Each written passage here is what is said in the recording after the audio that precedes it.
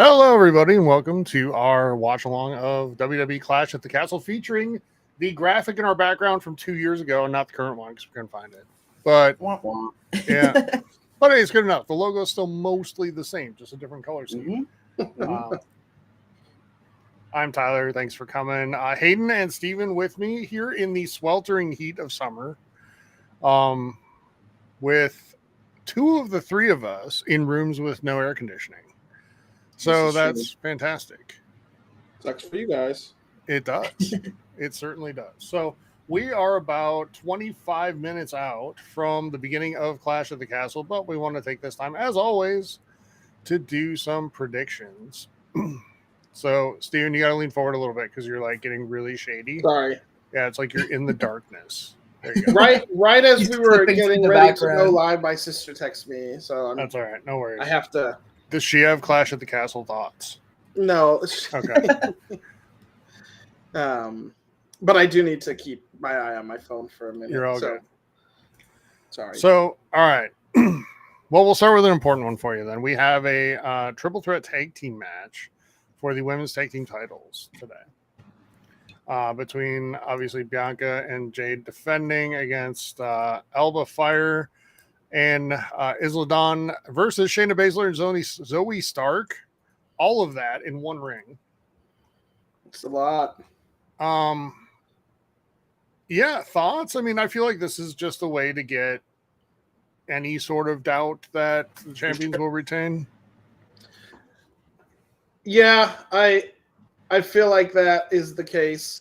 Some of these tag teams feel a little thrown together. Granted, I have not watched weekly television this past month. But Zoe Stark and I feel like she was just in a tag team with someone else, so that's where I'm confused. Bianca and Jade aren't losing the tag team until probably like the Royal Rumble. Yeah, I could see him hanging on to it for quite a while. Because I don't know if it'll quite be that long, but it could be. But I just feel like we might like Jade Bianca at Mania. That's just been my feeling since this started. That gives her a year of time to adjust with some singles time from Rumble. I could see the timeline being a little quicker, but yeah, I think it might because I could see them wanting to have Jade win the Rumble and Bianca be a 2-belt champion at the time, tag team plus, women's championship. Oh, that and would then be face each other. So, I mean, it could be that way. Well, but then they wouldn't be losing at the Rumble because they have. Oh, you're saying they'd lose after? Yeah, they could. There could be a split afterward and cause them to lose at the one in between. Yeah, and then go from there. Yeah. Yeah. All that to say, Bianca and Jade are likely keeping.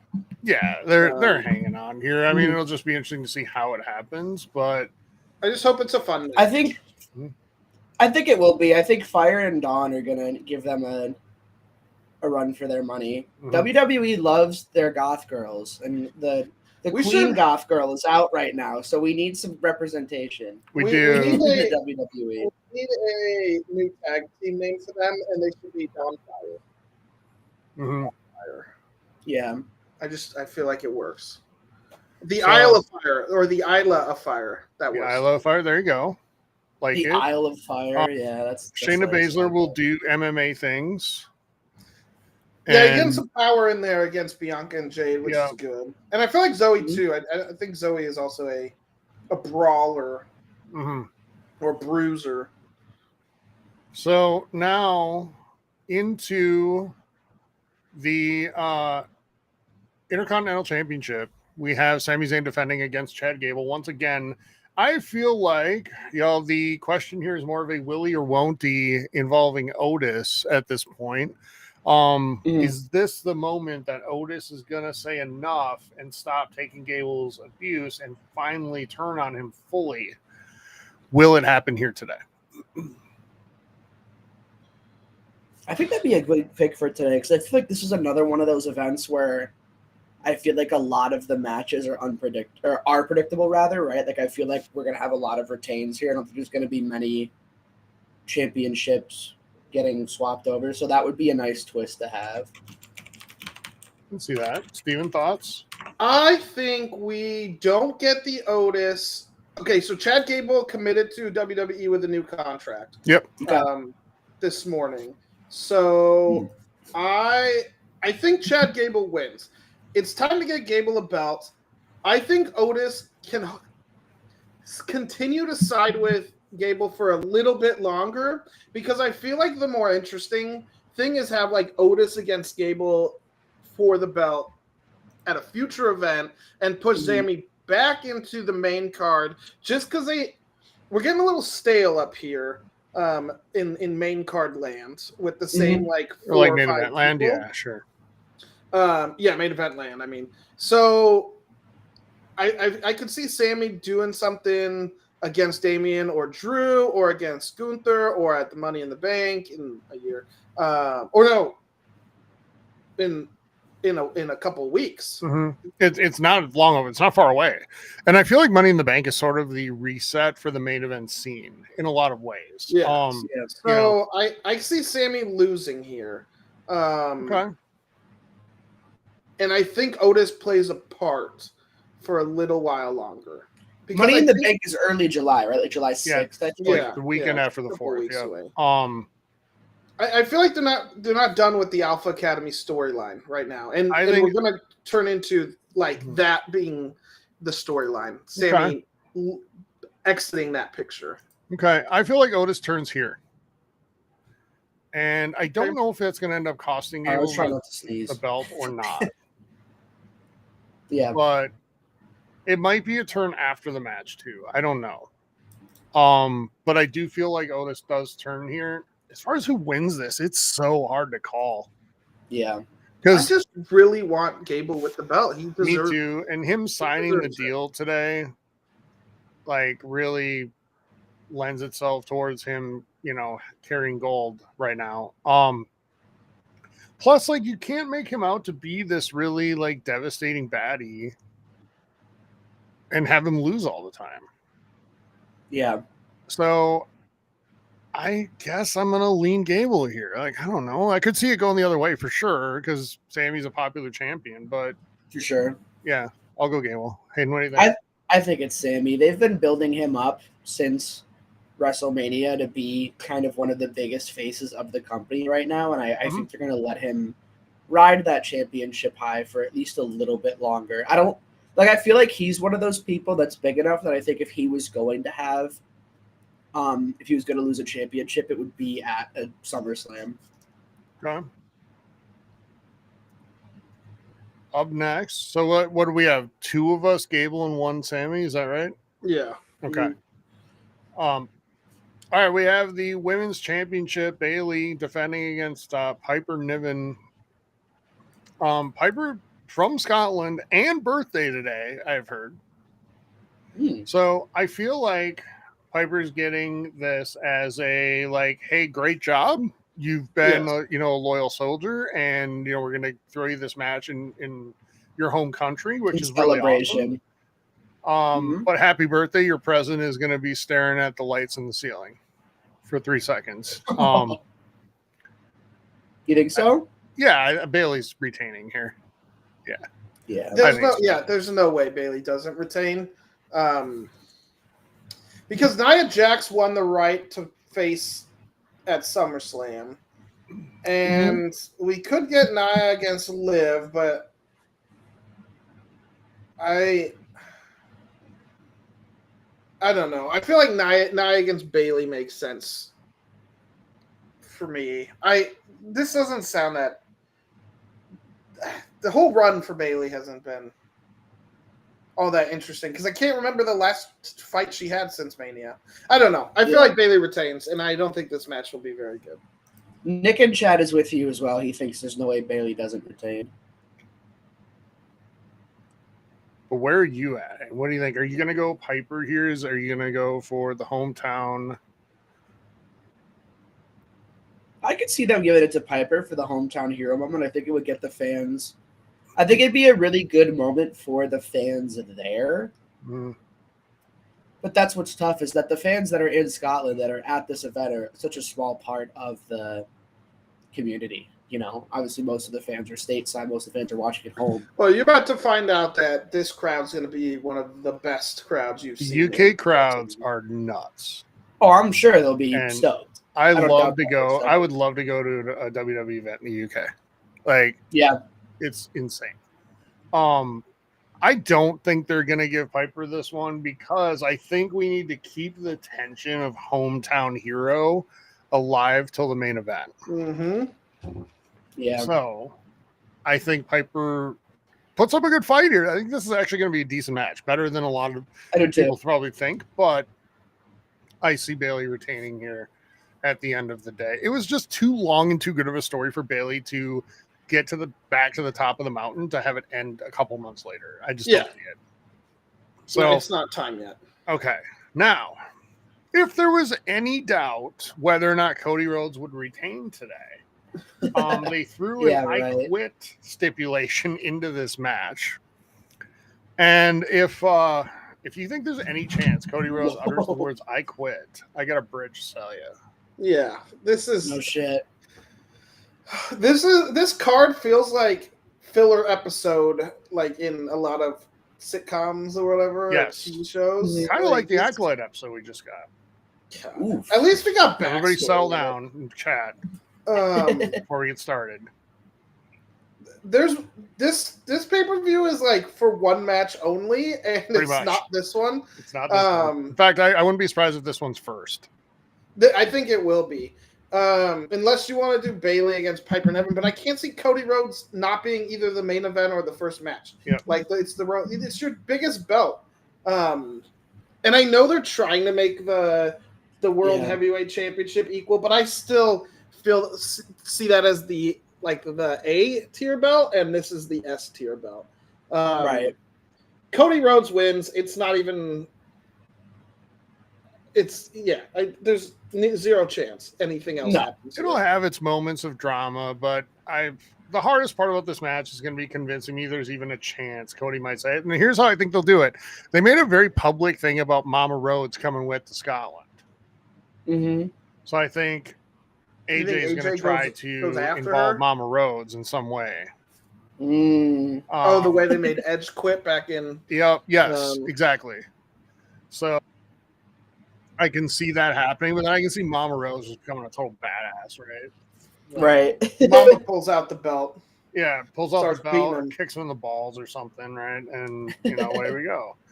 You know what I quit match I want to see? Because we have a little bit of time. I want to see an I quit match between Cody Rhodes and John Cena. It would be the longest match in the history of professional wrestling. Very true. Steven, we'd be on to SummerSlam and they'd be like, all right, let's take a minute, check back in Scotland, and these two assholes are still in the ring. And there is no less dramatic thing than having an I Quit match featuring either Cody Rhodes or John Cena, unless it's against each other. Yeah.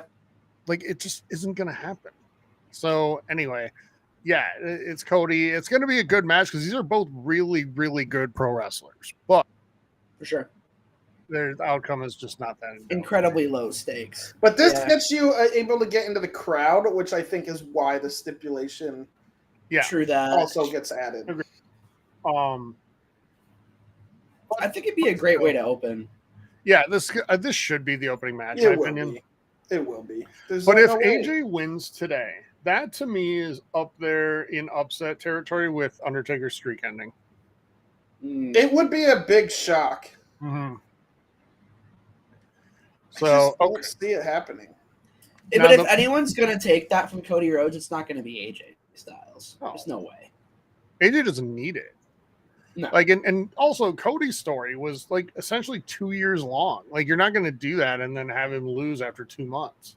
No, but Cody needs a better story now, partner right now, because I feel like they don't know what to do with him. Yeah. And that's a problem. I feel like Gunther could play a good foil against him. Well, this is why you can get, you can do a good reset after Money in the Bank, because you can actually get somebody with the briefcase that can provide that bit of uncertainty. And Steven, it might be someone who is well on his way, especially after this past week, of becoming the best heel in WWE. Mm-hmm. And he didn't even have to do anything in the ring. All he had to do was host a podcast. There's no way they're bringing him in here. No, but I think he could win the Money in the Bank. I think Logan Paul, not.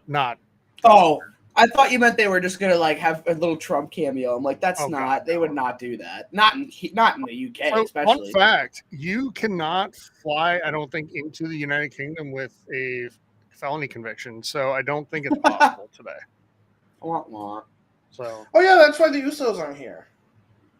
Yeah. So not because of the felony, but because of the drunk driving, I think. Yeah. Oh, jeez. I mean, when you throw in having to drive on the other side of the road along with being sauced, it's even harder, I love that this is featured by Gin and Juice, though. That's pretty funny. Yeah. And COD Mobile, apparently. There we go. All right, so the match of the actual match that might have some the match that actually is going to be the main event and does have a bit of uncertainty to it, in my opinion. The World Heavyweight Championship between Damian Priest and Drew McIntyre. Steven, you mentioned before that, that the World Heavyweight title is not quite at the same level. I just consider them different. I find the WWE Championship to be more of a attraction belt, like the big fight feel, when it is defended. Yeah. This one is more the Workers Championship. It gets defended more often. Championship. And it's more featured on weekly television in terms of actually in-ring action. Right. That said, Steve, what do you got here?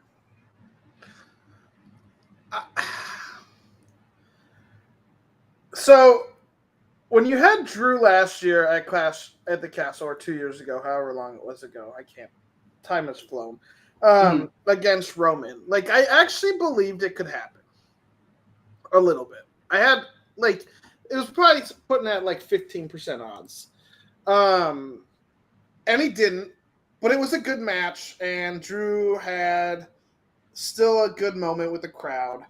And Austin Theory got laid out, which was always fun. I think it's Drew winning. I don't know. I don't like them. I feel bad because I feel like Damian should probably retain a little bit longer, but I'm okay with the belt changing hands here. And I feel like Drew should get the title again. I don't know. I think it's Drew, but I think I'll let you guys go and then we'll come back. Okay. Hayden, thoughts? It's got to be Drew. It's got to be Drew, especially here, especially this location. I don't have any doubt about it being Drew. Okay, so let me go real quick. So I still don't even know what I'm going to say in 30 seconds. But fun fact for y'all. No one has ever bought a ticket to watch Drew McIntyre defend a WWE championship. Interesting. That has never happened. It's never been a... It's because he had the belt during... He had the belt during COVID. Oh, yeah. When they were in an empty arena. That's right. And I don't want to hear about that he defended against Damian Priest technically at WrestleMania. That wasn't on the marquee. Nobody bought a ticket for that. Right. So I think it's time for that to change. He's way too good of it. This is a Hall of Famer. Yeah. It's time for that to change. He was the ultimate good soldier during COVID, the COVID era for WWE. For sure. He, along with Bayley and Sasha Banks. He is my favorite wrestler. On top of that, Steven, I'll say this. I don't feel like Damian Priest just at this point feels like a transitional champion to me. He doesn't feel quite top of the card ready. I see that. I like him. But we're in we're at Judgment Day. Like they don't know what to do right now. I think because Rhea's gone, and they've done a decent job with Liv and Finn and Dom, but I feel like they don't know what to do with Damian. Yeah, I don't know. Drew deserves the championship. He does. Judgment Day has the WWE Heavyweight Champion, but the most interesting story in Judgment Day is whether or not what's his face? Dominic is making out with Liv Morgan when the cameras aren't rolling. And it is funny. That storyline is it's ridiculous, but I kind of love it. And I cannot wait for Rhea to come back because holy crap, it's gonna be soap opera. Like I've always said that WWE was a soap opera for dudes, and it's gonna be even more of a soap opera when that comes back. Like that is. It's just I can't wait. But going back to this match, Drew is his heel stick right now is very fun. So good. He did get screwed. I mean, he screwed himself kind of. He was dumb, but CM Punk did screw him over. And I mean, do you think Punk screws him out of the title again today? Like, do you think Punk is verified in Glasgow right now. So Punk shows up, but what? So it's either going to be Punk screws Drew out of the title again, setting up a hate match between the two at SummerSlam, or Drew wins and then Punk shows up. We get the stare down, making it very clear what the SummerSlam match is going to be. Yep. If he's clear, where does Gunther fit in, though? Well, Gunther, I think, will probably take on Cody. Actually, you know what? I take that back. I don't know. I feel like Gunther should go for this belt. I want Gunther to have a big belt, and I don't know if Gunther actually did say, now that I think about it, I think he did say he was going to challenge for this. So, yeah, it wouldn't be SummerSlam. I have no idea now. So do you have Drew win and then Gunther take the belt from Drew and that one gets costed by CM Punk? Like that would suck too. Yeah. Well, they backed themselves into a bit of a corner here, haven't they? Yep. I don't know. But for today, I still think it's Drew. I still think Drew wins. Yeah, I do too. I hope it happens. I want it. Although now they hate the Liv Morgan story. It's hilarious. Yeah, Nick's not a fan. It's so funny to me. It's funny. Dom is like the most entertaining thing WWE's had for like a year now. So Nick said in chat too that the Rock might not be able to be available for SummerSlam. He's got an elbow injury he suffered from. I don't think he was ever really in the plans for SummerSlam. Him for another year, to be honest. Yeah, he's not coming back. I didn't really either, but I don't know. I think if there was any event other than WrestleMania, The Rock would show up, but that would be the one. So, all right, who's your pick? Because you didn't. I don't think you picked Hayden. All right. Yeah, did I said Drew? Oh, Tyler, you think Drew too? Yeah, but I'm starting to lean more Damian now because I feel like if Damian wins, it gives Gunther versus Damian at SummerSlam and a clear path for Gunther to become champion. But that's boring. I know, but then Drew versus Punk is still high stakes, but not for a belt. I don't know. I'm still going to take Drew just because I want it to happen. Nick and chat, how do you figure that the Liv Morgan arc is problematic? I wouldn't go that far. I don't see that. I'm curious at that as well. Yeah. I think it's because he's saying that they have a kind of sexual harassment storyline in a company where, we had a very naughty chairman and CEO for a while. Yeah. But I've never been like, oh, Liv Morgan makes me think of Vince McMahon, No. Yeah. And it's not like there's really an authority imbalance there, is there? I mean, Yeah, there's that. Plus, it is a double standard, but it's a woman doing it to a man, which is shouldn't be, but is different. Well, it's also just that's not what happened, right? If that was what happened, if Vince McMahon was a woman or it was Plus, I think we're going to get at the end of this come out that Dom was like fully consenting the entire time. I think Dom is a pretty willing participant at this point. And I think we're going to learn that as time goes. Can I give you one like wild prediction that I don't think will come true, but maybe could? So we have Damian knowing that the Judgment Day cannot interfere in this match, right? So they are barred. What if we get the Punk interference costing Drew the title, but Punk then does the thing that he did back in 2011 or 10 or whatever, where he became the leader of the Nexus. Oh, but so now, he becomes the leader of Judgment Day? Yeah. But then do you have to give a rematch because then he's part of Judgment Day? Right.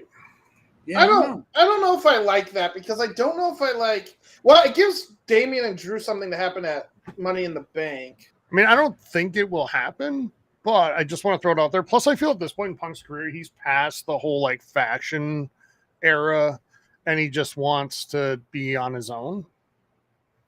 Yeah. Plus, I don't think like Judgment Day wants someone leading them or needs some. I don't know if that's interesting. God, that waterfall was beautiful. I'm going to try and put volume on. Could you guys let me know if you get feedback? Thank you. Make sure you do captions, too. I have those on, so I don't have to have it as... I do, too. Okay. Is that picking up on the mic or no? Not for me. Awesome, okay. That stadium looks really sweet.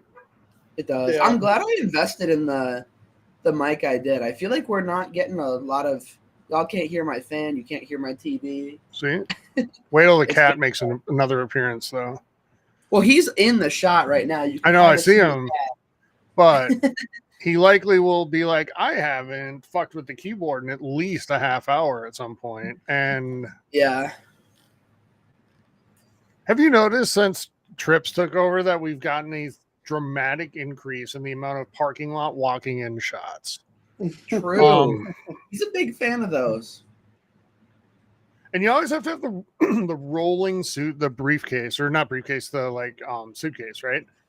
Yeah, with their real costume in it. Mm-hmm. And of course, you come from the airport with the belt out, dressed in character.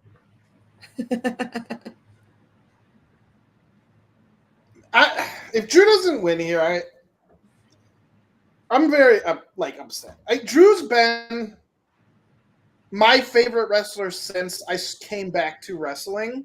Mm-hmm. I just enjoy. I think he's good in the ring. I think he's got the like high flying stuff once in a while. Or at the very least, he can move. He's not like the big dude that can't move for shit. Right. I love his finisher. It looks devastating. It does. It looks like it would freaking hurt. Like, which is what I want from a finisher. Because there's a lot of those to look devastating or be able to be done like kind of basically out of nowhere. Right. So that's why I'm okay with the. Well, that's why I loved Sweet Chin Music. And also that's also a devastating finisher. I mean, getting kicked in the face should probably not feel so good.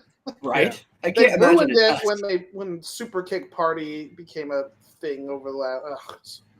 Still, my favorite finisher in terms of like impact and looking like it would freaking hurt and how it's delivered is Daniel Bryan's, like the running knee scene. Yeah, the running knee. The haluva kick also, especially because you're in a corner and so you have no like give, and so the force of it should hurt more. My problem with that is that one takes a little too long to set up. Yeah. No, I was just gonna say it's nice to have like a, one of like the larger heavyweight wrestlers that's not like a Dark Souls boss, because I feel like a lot of times that's how those guys end up. That's kind of very slow. He is. And also, I want a new finisher on Gunther. But I feel like the sloppy, I don't even want to call it sloppiness, but you know what I mean? Of Gunther's moves set sometimes is more like realistic. Yeah. He's more of a brawler. And I don't know, he's grown on me a lot. Yeah. I mean, when I think of like power bombs as finishers, like the Batista bomb was always fun. But I don't like Gunther's as much. Yeah. That's what I'm saying. Go full Dark Souls with it. Give us. What if he started wearing, Steven, a black hat and trench coat? Had a move where he picked people up upside down and then dropped them on their head. Gunther just becoming the next Undertaker. Why not?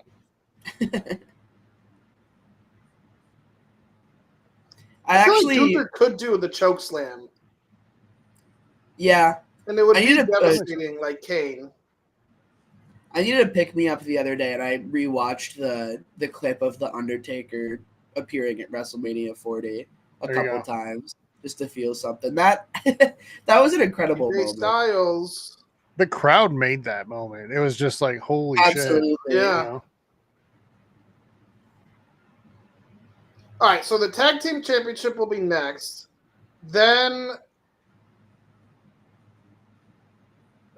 the Gable match third, then the women's match fourth, and then the other one fifth, or would you switch the women's? I feel like we'll get the women's title match second to last. Okay, yeah, because then you don't have two women's matches back to back. Yeah, Intercontinental in the middle. Yeah, it's still interesting to me that you never know in one of these pay-per-views like the order of the card until it happens. I think that's part of the fun, though. I like. You know why though? Because they change stuff up to the very last second. Yeah, a lot. Oh, really? Yep. Gotcha. Less so now than during the Vince days, but still, yeah. Like so, for example, the day that like Taker's streak ended, they were still deciding that up until like the show was already going on when it was finalized. God. I couldn't imagine the stress of that shit. I would not. Could not live and work in those conditions. Oh, Vince used to send rewrites for SmackDown and Raw up like during the show even. And like people were just so stressed all the time. Jeez. What's up with the Rodzilla t-shirt? Does Dennis Rodman have WWE connections? No, he was in WCW. He was part of the NWO for a while. I didn't know that. Yeah. I feel like Dennis Rodman is a very popular character outside of the United States. I could be dead wrong about that, though. Especially in North Korea. I hear he's pretty popular. I was about to say, is he the one who's always going to fucking North Korea? He did go meet with Kim Jong-un.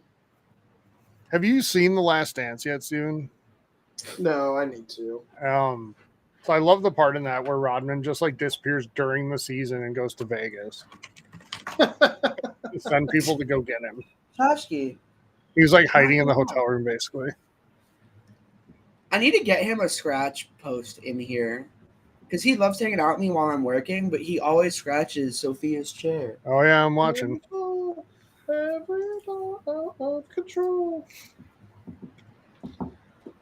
So you know what's funny, Tyler? Matt Riddle popped in my head recently, and I was like, I wonder what he's up to. I knew he got released.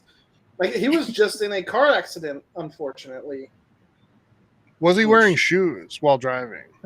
Well, he was in an Uber. Oh.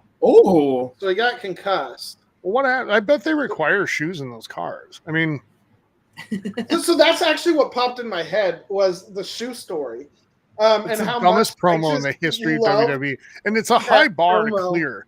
Like, what is the shoe thing, Tyler? For context, so Matt Riddle come like it was in the middle of COVID, so we're in the Performance Center, and Matt Riddle's getting his call up to WWE, and they'd set it up for like a couple like weeks of his like NXT and UFC stuff. I think UFC stuff was in there, and Matt Riddle comes out and does a little promo. He cuts a promo.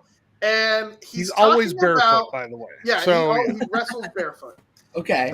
So we're he's talking about why he wrestles barefoot, and he goes into this story about how when he was young, he was out in the snow or something like that, and he was barefoot in the snow, and he got like frostbite on both feet, and now it hurts him to wear shoes, and so he has to be barefoot. And it was like 5 minutes too long, and it was so dumb and so funny. Tyler and I loved it. You did, Tyler. I gotta get the cat out of somewhere. Steven, if it was 5 minutes and 30 seconds, it would be 5 minutes too long. It was so dumb. Mount Rhodes in an optimal seat to be on camera. What are the odds? Yeah. Also, Nick, I agree with you. Matt Riddle is a wasted potential. I actually enjoyed Riddle in the ring a lot.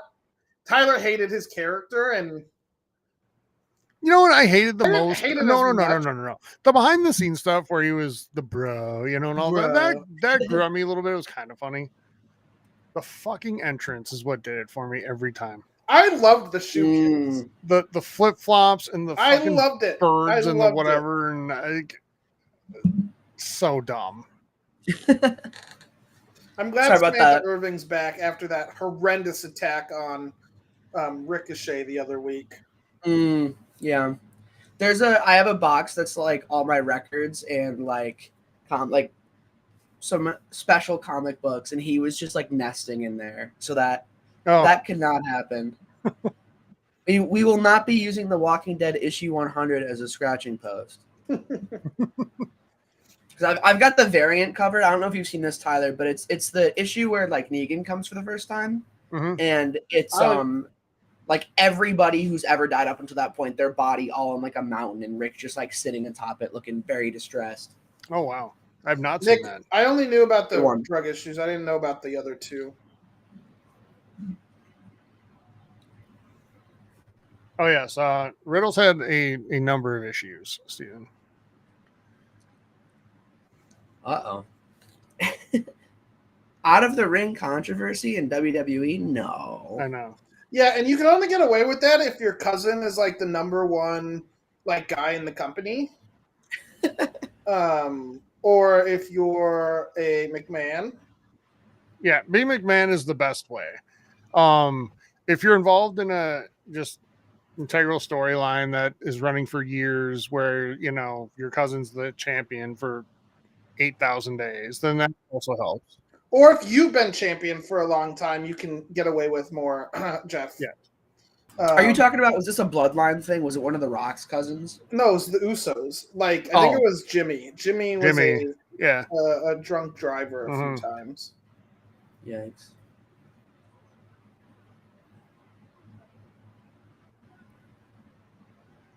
You know who I miss? Seth freaking Rollins. It's only been like a month since he's been gone. I know. Too long.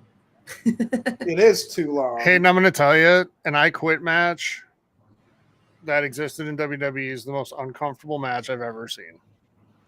The Rock against Foley, that's the one I've been thinking about this entire. The Rock may have hit Mr. Foley with a lot of headshots with chairs. Ooh. It was like 20-something. Yeah, I'm excited for my first I Quit match. I don't think we're getting chair shots to the head. No, it's not going to be old school. No. The last I Quit match wasn't that comfortable either. I didn't enjoy seeing the chair being put in the Edge's mouth and ripped back. Oh, yeah. Ugh. Or the attack threatening on his Beth wife. Phoenix. Yeah. Yeah.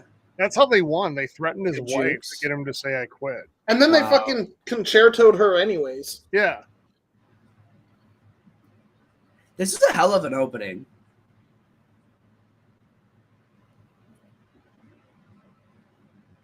Oh no, Cody. Not the nut shot. It's too bad we're not getting a Scotland street fight. What would that even be? A Glasgow street fight. So, my guess would be the same as every other street fight. Golf There'd be a few clubs. soccer balls out there, though. And some bagpipers in there. Golf clubs.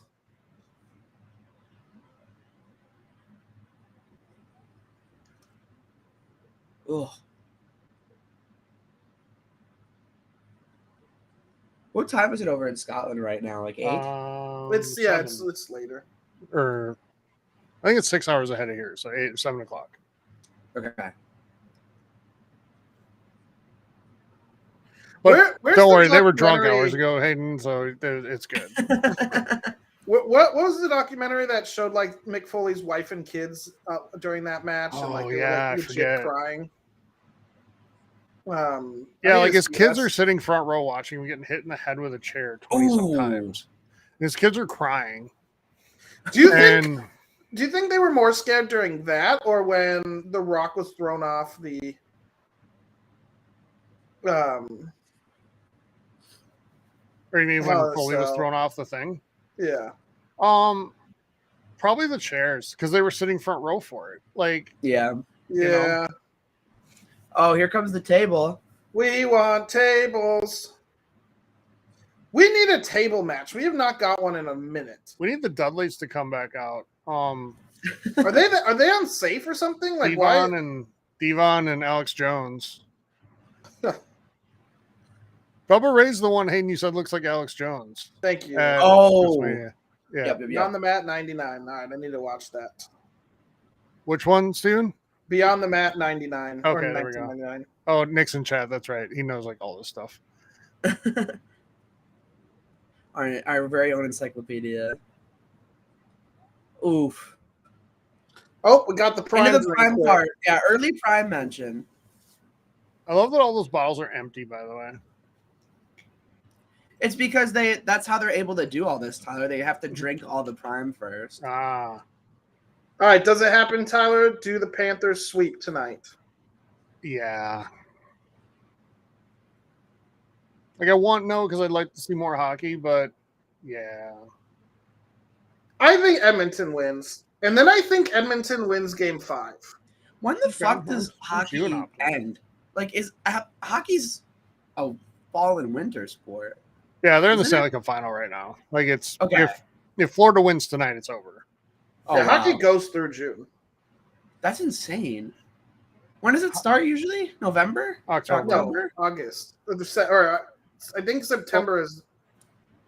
September's training camp, but the season starts in October. So it's an 8-month season. Hilarious. That's nuts. Well, yeah, what did he just splash it with? He just grabbed a beer and hit him with it. Now the question is, do you think the fan gets like refunded the beer? Oh no, I'm sure not. You really don't think so? No, I don't. Would you honestly though, if that moment happened, would you really be upset about the $10 or $12 or whatever you lost on the beer? That's a lifetime memory. It's like that time that MJF took the hard liquor and threw it in a kid's face, like a little kid. Oh, dude. Into that fucking hard ass wall. You called it right, though. Whoever said this gives us a chance to get in the crowd right away. The Oilers have a few more than 3 good players. Are they in the control room right now? They are one of the control rooms, anyway, yeah.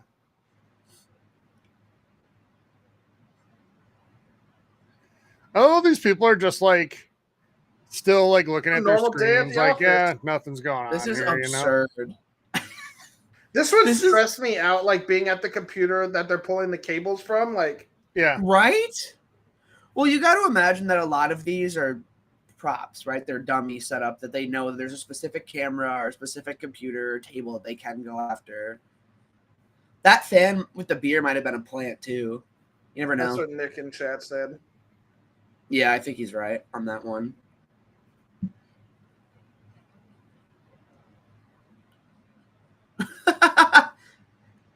Did y'all see the "Where is the Lorax" sign? No. Just said "Where is the Lorax," and it had a picture of the Lorax, but it's like, do you know the painting of the vet with PTSD, like doing the 1,000-yard stare? Nice. It was that, but it was the Lorax. But I did see a couple bondage Undertaker signs, which always makes me smile when we have Damian Priest in the house.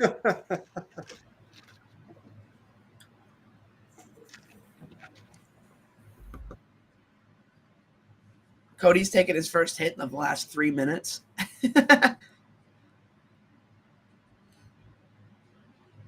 When do you think long-term prediction, Cody will actually lose the belt. Mania is the earliest. Yeah, unless he gets hurt, like badly. Yeah. Even still, though, I think they'd let him keep it.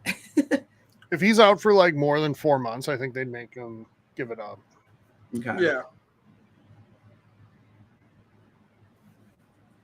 But it also depends when that 4-month time frame. Like if he gets injured at Survivor Series and he's back by Mania, I feel like they could keep it. Yeah, I do too. I agree. Nick says Even he though thinks that's the a little earliest bit is longer. SummerSlam. I feel like there's no way. I There's don't no think The Rock chance he's breaks losing at SummerSlam. SummerSlam. Yeah. And there's no chance The Rock was ever really in the plans for SummerSlam, in my opinion. Like Maybe I think he'd be like a cameo fighter. Like he would. I don't think he'd be on a card, but he might come. No, in to exactly. support That's what I somebody mean, for a though. couple Like, moves. as Yeah. far as a The match. question isn't when. The question is who. Who pulls it off of Cody? Yeah. I think it's Braun Breaker.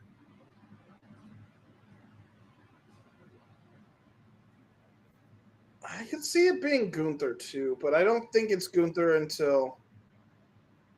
That looked awkward.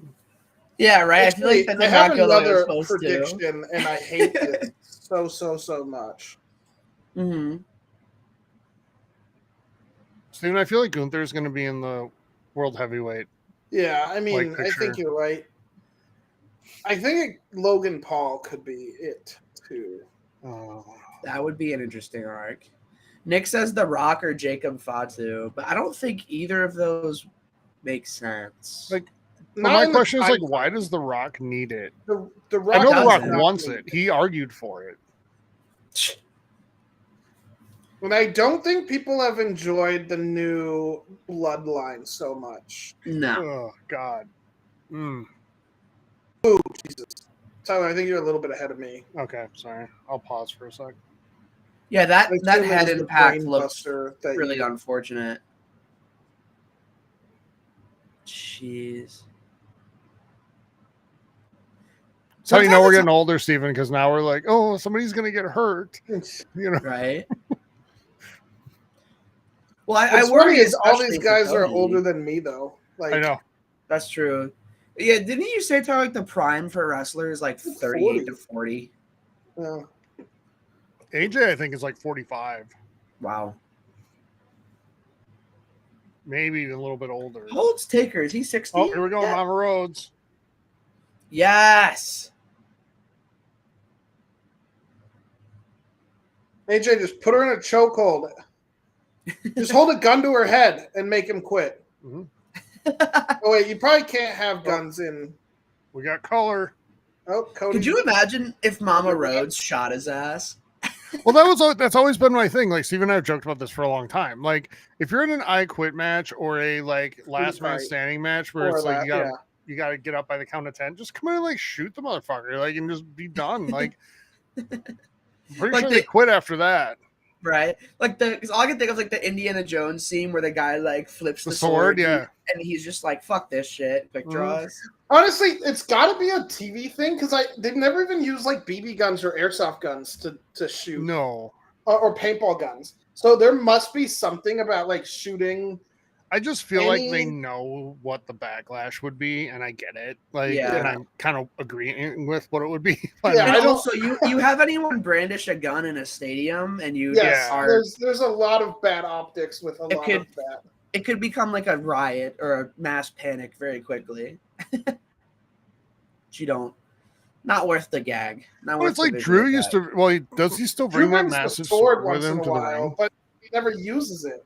Oh wait, Yeah. well, I guess he's used it to cut the ropes a couple of times. Yeah, I don't like, think bring that sword into the ring and like do some Yeah. damage, do some Kaientai shit with that, and let's go. Like, cut some cut some wiener. some members off. That's hilarious. There was a story where that happened, and where Val Yes. Venus, a porn star. Mm. Was he a porn Character. star? He just really liked having No, sex. he had adult films. Did he? Okay. Okay. Yeah, Congrats. And So he feuded with McIntyre, and they cut his wiener off with a sword. Yeah, one of the McIntyre's sister. Yeah. I think it was Michinoku's sister. Probably. God, I love Michinoku though. He has one of my favorite wrestling moves, the Michinoku driver. It's just so well done. It looks like it hurts like hell. Mm-hmm. Because he doesn't protect the head till the very last second. So it looks like their head's getting slammed into the ground. Like, I will say this fight is a lot more entertaining than I would have thought it would be. Yeah. Because obviously the stakes were not high at all. But I think we've gotten some really good. It's more about just appreciating how good these two are. For sure. Why is Why is Cody massaging his like balls there? Quick goon sesh. Oh, they're saying very naughty words, AJ. Yeah, what did they say? The captions redacted that. Fuck you, AJ. Wow. How do you not? He flips him off. Attaboy. Woo!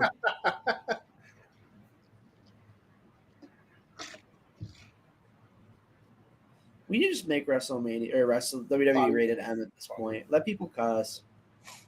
I bet you that happens when we go to Netflix. Oh, yeah. Cody, grab the stairs while he's on the ground and just bash it into his face. Yeah. Do the Rey Mysterio like poke the eye out, you know? Mm-hmm. When is that supposed to happen, Tyler, that we go to Netflix? January 1. And is that everything will be on Netflix? Or is no, Monday Night Raw will be live. And outside of the U.S., everything that's on Peacock will be on Netflix.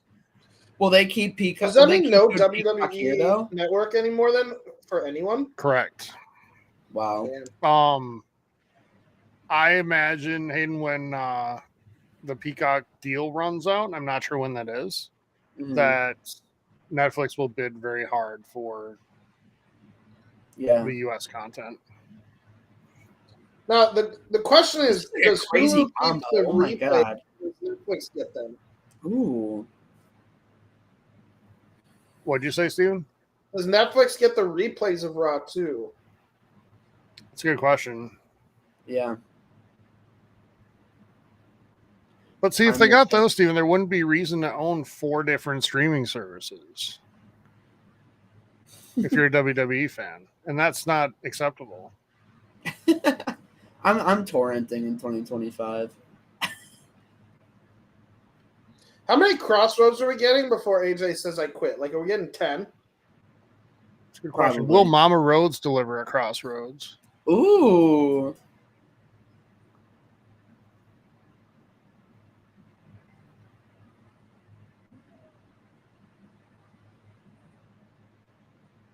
Oh, jeez. Like trying to make him into the Joker. Trying to put a smile on that face. Why doesn't Cody just bite down? Just chomp his ass. Right. This is, I feel like, a lot more visceral and violent than I expected. These matches usually are. Like, some of the also sort of uncomfortable ones are when they, like, handcuff their opponent to one of the ropes or something so they can't move and just beat them until they say they quit. I think the most uncomfortable ever was in a WWE match was when they threw Terry Funk and Mankind, or I think it was Cactus Jack. Whoa! In the dumpster off of the stage. That was the New Age Outlaws did that to them. But the biggest one was also the New Age Outlaws against them, and it was when they handcuffed Terry Funk's like neck around the iron or the steel cage, and then raised the steel cage up. Mm-hmm. Dude, putting him in the chair like that was nuts. There's like some really creative. I think there's like several moments that have happened in this fight that at least I have not seen occur in wrestling. Yeah, that's because you're my tenure. I know I'm new, but I'm saying this is not shit you see every month, right? Not always, no. The most deadly weapon that WWE has now. The fucking pool. And somehow they're just always under the ring. They are. That genuinely has to hurt. I love when they're like, we set up for a show. We're setting up for, I don't know, Clash at the Castle. And they're like, okay, the ring looks ready to go. And they're like, did anybody check for the trash can lids and, kendo sticks? We need the kendo stick under the ring. If we're in Philadelphia for a street fight, there's got to be a couple of hockey sticks under there. Like, just, Hell yeah. What would they do for a Buffalo street fight, Tyler? Bunch of wings under there. I feel like you have to use a table spot in Buffalo. Oh yes, you would. Yeah, break someone over one of those white folding tables. Why don't you use the kendo stick and pull his face back? There'd be a bunch of footballs under there too, and for you to throw and miss everybody to the right. Wow. They do a bunch of wide right kicks. They'd miss it. It'd be a super kick party of just like missing. Oh, that'd be great. Everybody just missed to the right every time. I kind of want this to happen now. Oh. AJ's being an abusive dad right now. Just like, he really is. This is fucked up.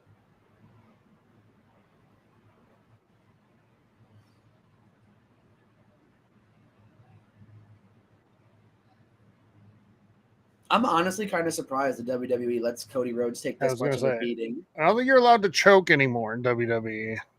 No. It's not really working, AJ. Hope the ref's pants don't fall down. Right? Can you imagine? Whoop. Do you think the ref's going to put it back on? No. No, he threw it out of the ring. No, it's right there. Is it?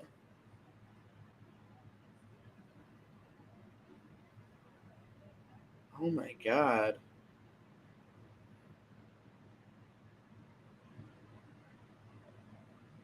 Bite his fucking hand, bro. They should just have Cody. Right, AJ's been beating on him for a minute, so Cody, this is getting close to the end. We're getting to Cody's like kip up stage now, and Absolutely. Cody's gonna do the Rick Grimes throat. Oh, are we gonna do the like lift the arm 1-2, and then the third time we're shaking it and we're getting up Hogan style?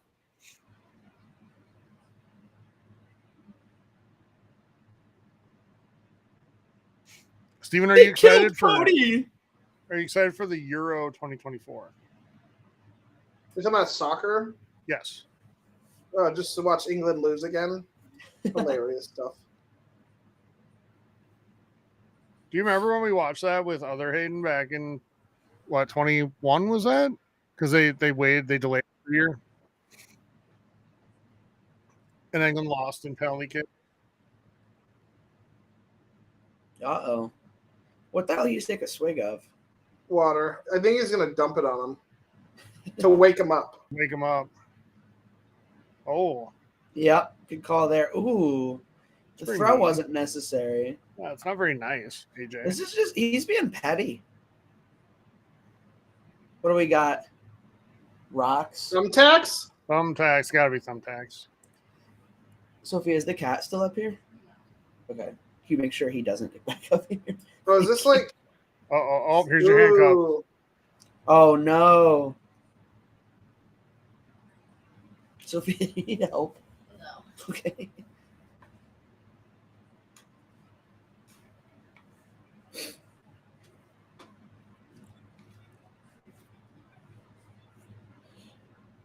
He's not cuffing him to anything, just himself. Come on, Cody, get up.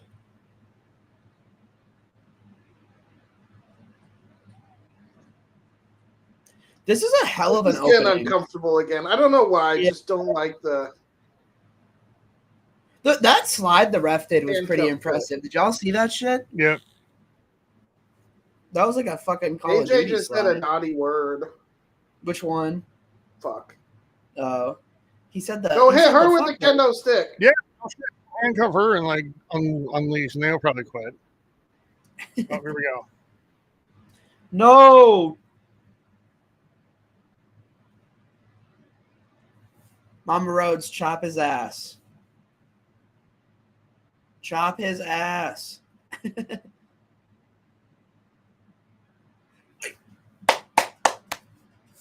I'm a fan. That was good stuff. I don't think you should hit her again. What in the fuck? Hit her. Do it. He's bringing the chair to Mama Rhodes. Oh, he got his hands back.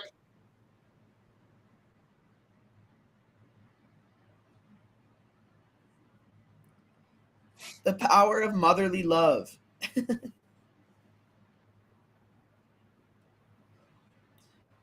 This is a great fight. He's loading up the phenomenal forearm. Yeah. Here we go. He's turning his arm into the fucking Negan bat. And now he's going to get hit in the head with the chair coming down. Tyler, didn't that bat come from wrestling first, though? Wasn't there someone who had a bat wrapped in barbed wire? Probably in Japan or ECW. Gotcha. Or a TNA. Yeah, through the table. What a spot. That was awesome. Steven, it would have been better if the table's on fire. That's true. Cody was part of one of the best table matches of all time. I feel like the key's right there. Yeah. He's going for it. So Cody was in a match against the Big Slow. Oh, yeah. It was a tables match, and there was a table set up outside the ring just like that. And Big Slow, got kicked he was getting to the ring, and Cody kicked him, and he fell backwards and put his foot through the table and broke the table and won in a spot that was not supposed to happen. But it was it was so unscripted that it was fun, because I think Big Show was supposed to win the match. Yeah. So Cody became champion when he... Here we go, Cody. Cody's won me over in the last couple months. I wouldn't go as far as I'm a Cody crybaby, but I definitely... Oh, it was. I loved the ending. I'm a fan. He is really good. He's a really good performer, too. Yeah. Aside from just as a wrestler. He does the acting part really well. If you would have watched Hell in a Cell, Seth, and Cody, you would have been a Cody. Cody gets respect for that match. Oh, yeah. Alone, Hayden. You should go watch that match. Okay. So look at him, dude. The fucking rage. 21? Cody Rhodes completely tore his pec 22. the week prior to that match. And then he went and still wrestled. His shoulder was, or his entire right side of his chest was completely bruised. Deep. Dude on the chair. Oh. What is he looking over at? I'm trying to get the QR code sign scanned. I want to know what that is. What QR code? Just one of the fans has a sign that's just a QR code. And I'm trying to figure out what the hell it is.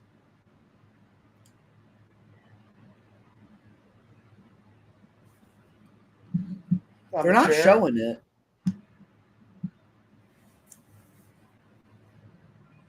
AJ, you're gonna look kind of like a bitch if you go out here.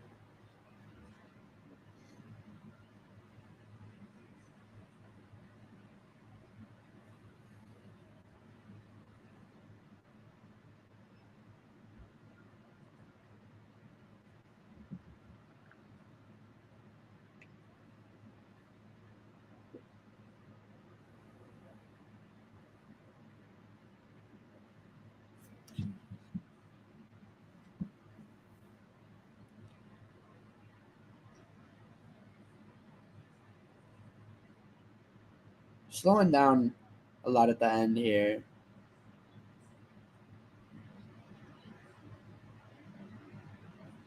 Now, handcuff him. Yeah, there we go.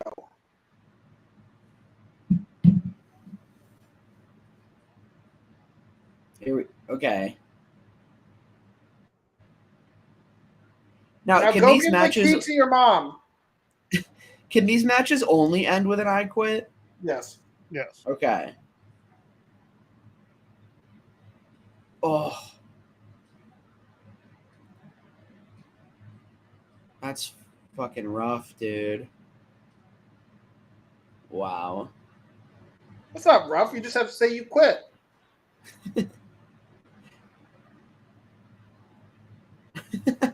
The writhing. I feel like some of that blood is legit.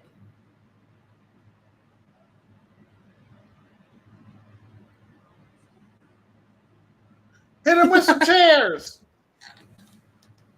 Did he say screw you, WWE? No, he said screw you, Cody Rhodes. Oh.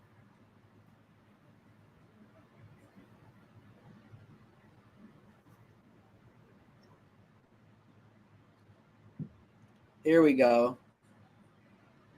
Cody, where are you going to go? Or AJ, where are you going to go? Right? Maybe he's just going to put them back together. Do a little Lego action.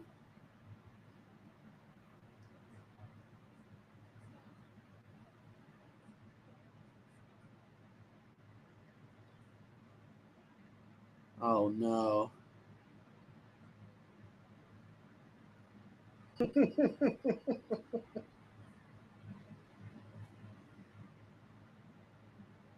That's a little dark, even for Cody. It is, man. He's about to kill that man. Ending. Hit him with it anyways. Real. I think he might. He's thinking about it. Are we gonna get a bit of a Cody heel turn? Cody's doing the dark side. They're showing Mama Rhodes. He's clearly conflicted. He's thinking about it. Yeah, and she's like, yeah, kill him. Whoa. Oh, that's interesting.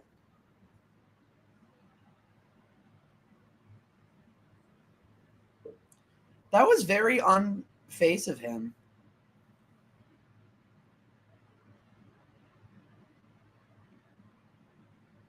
Wow.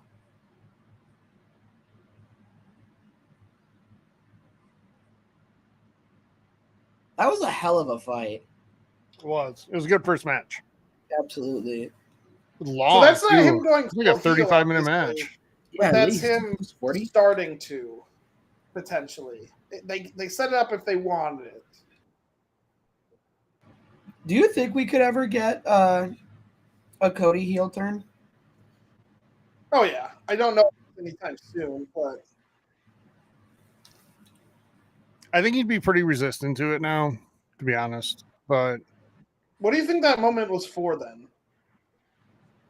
I think just showing that he can, in Liv Morgan terms, Steven, get extreme.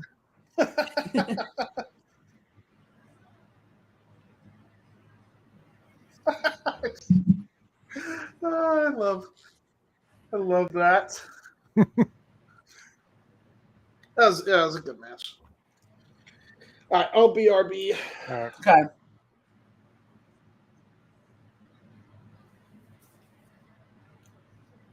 Tyler, where are you leading towards on that match in our 5-star WWE rankings? Probably like 4.5. Yeah, somewhere in there. 4. I think what still holds it back for me is that I had zero doubt throughout it who was going to win, right? Yeah, but I don't think you necessarily need that for a match to be good. I mean, sometimes it's just predictable entertainment. Sure. And I think even though the outcome was predictable, I think the actual moment-to-moment, gameplay, I guess, right, of it all, the actual was definitely not predictable. I would agree with that. So yeah, we'll see where we come down as we settle, as we see more. This match might age very well once we start to see some of the others. Yeah. As in, you think like it might look even better next to the rest of the lineup? Yes. Yeah. Especially like the next couple. Yeah, I mean that's how a lot of these are, right? Is you want your bookends to be really big, and then everything in the middle is kind of, not as impactful, not as powerful. But I mean, that's how they've always booked these, right? I mean, at least as long as I've been watching. Generally, yeah. So. Uh-oh.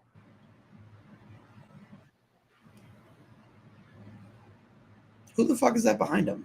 That's Solo Sikoa. Uh-oh. Yeah, why we got Bloodline in here? Are we setting up for the SummerSlam between these? Uh-oh. Whoa! They jumped his ass? Yep, I think we're going to get Oh Solo. my God. Which, you know, here comes Randall Keith and KO, fresh from his pre-show hosting. Still in the same fit. I think he took the tie off, though.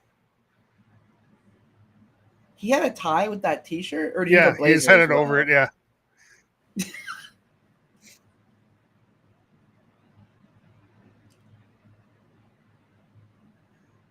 All right, so we're going to get Solo v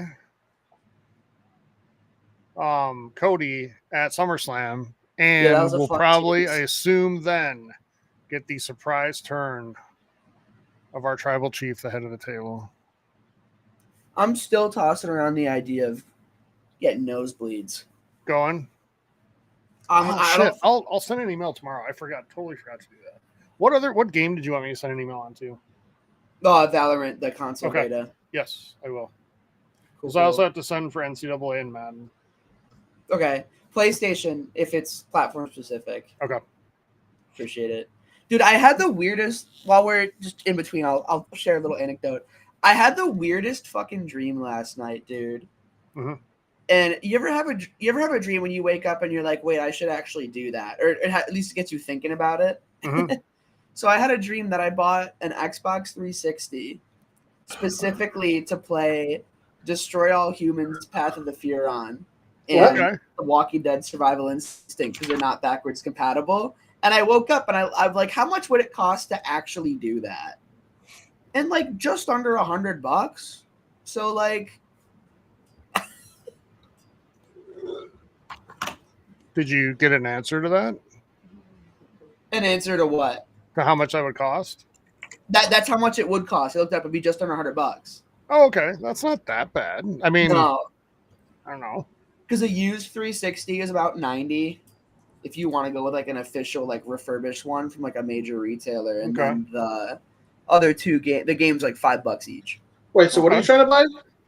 I had a dream last night that I bought a used Xbox 360 specifically to play 2 games that weren't backwards compatible, and it was Destroy All Humans: Path of the Furon, good game, and The Walking Dead Survival Instinct, which is the Daryl one. You think Path of the Furon is good? I feel like people weren't into that one. I don't remember that being a game. I just remember Destroy All Humans and Destroy All Humans 2. And Tyler, I wonder if that's what you're thinking about. Because they had a 360 era Destroy All Humans that was like set in New Vegas, I want to say. Oh, and it has a 34 out of 100 on Metascore. Oh, maybe it's not what I'm thinking of then. You're either thinking of 1 or 2. Yeah, probably 2. Yeah. Steven, you missed the Bloodline. They came out? Yeah. Yeah. Oh shit. They came out and jumped his ass and RKO. Or he didn't do an Randall RKO, Keith came and yeah. Kevin Owens came minus the tie and kicked some ass. Well, I'm gonna have to go back and watch. Yeah, that was interesting. We're setting up Solo v Cody at SummerSlam. How many more pay-per-views do we have between now and SummerSlam? Is it just Money in the Bank? Just Money in the Bank, I think, right? Because Bash of Berlin is in July. Luckily, there's like 50 minutes of promo, so I can very easily just go back and watch it right now. And Nick's in chat said The Walking Dead Survival Instinct was awful. Dude, I know, but I have so much nostalgia for that game. So now we finally got Jacob Fatu, Tamatonga, and Solo Sikoa together. Yes. Here we go. And KO and RKO.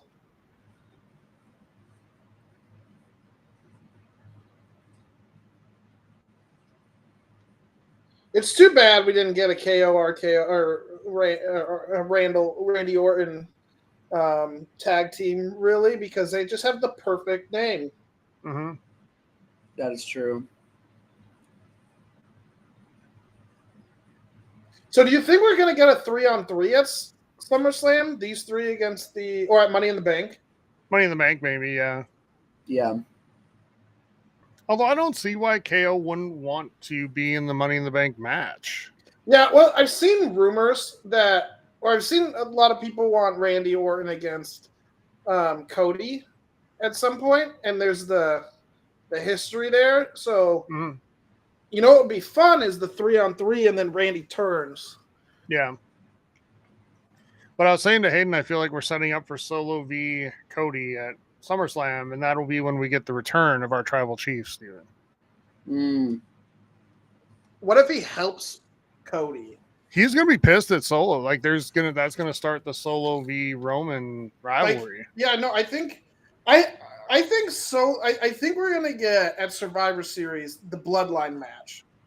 Give me Jade, Roman against. Unless they really want Jade just to continue his singles run. I know Nick. I feel like we're building up towards a Usos reunion, though. Jay to have the Money in the Bank. Yeah. Man, I don't like that move. I don't know why either. I just don't. Well, I mean, we know the belt. The bank, Money in the Bank's more fun when it's on a heel. That's true. For sure. Because face. Put it on Trips.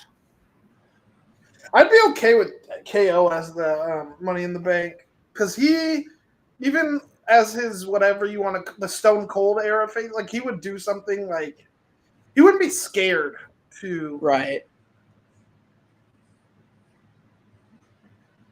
Oh, this is the fuck you Minneapolis commercial. But Tyler, they gave you SummerSlam. Oh, thanks. Appreciate that. 2 years from now. I thought it was next year. No, it's in 26. WrestleMania Vegas is going to be fun. Yeah, it's going to be great. Love it. I should drive out there. How far would it be for you to get to Vegas, Steven? 4 hours away. That's not bad. I went to Vegas for my 30th last year. By the way, Cirque du Soleil, that's showing right there.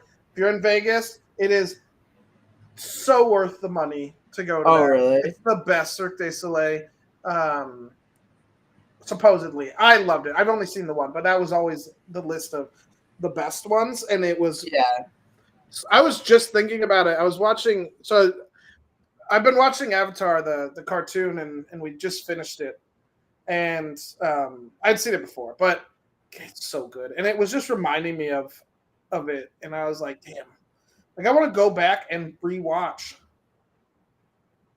the Ka because it was so good.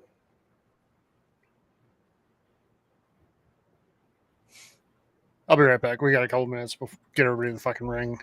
Yeah. So I have to do this solo because both of you guys are gone? No, I'm right here. I'm back. I have a little bit of residual cold going on. Pain's right there. Yeah, it's okay. I had to get my. I was just looking at the YouTube and I see Hayden's screen blank. Yeah, we're a little delayed over there. That was a really epic. Did you see the way Tyler turned off the camera? Just the hand enveloping the direction. Holy crap!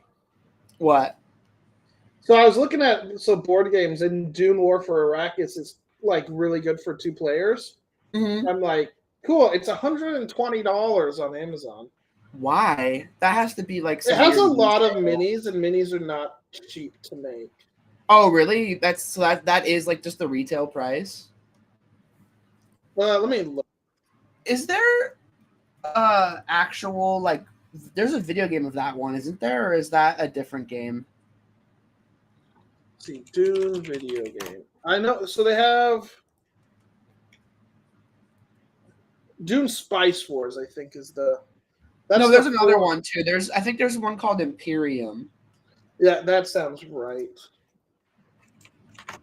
Yeah.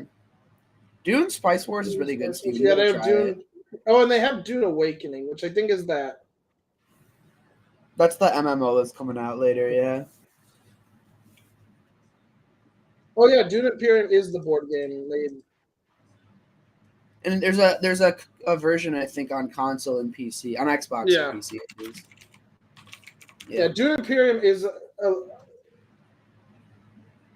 Dune Imperium is actually the number 6 rated game on BGG right now.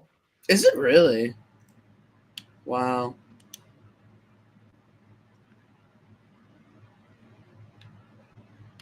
So Steven, because Dune Spice Wars it's just a hot game right now. Is a what?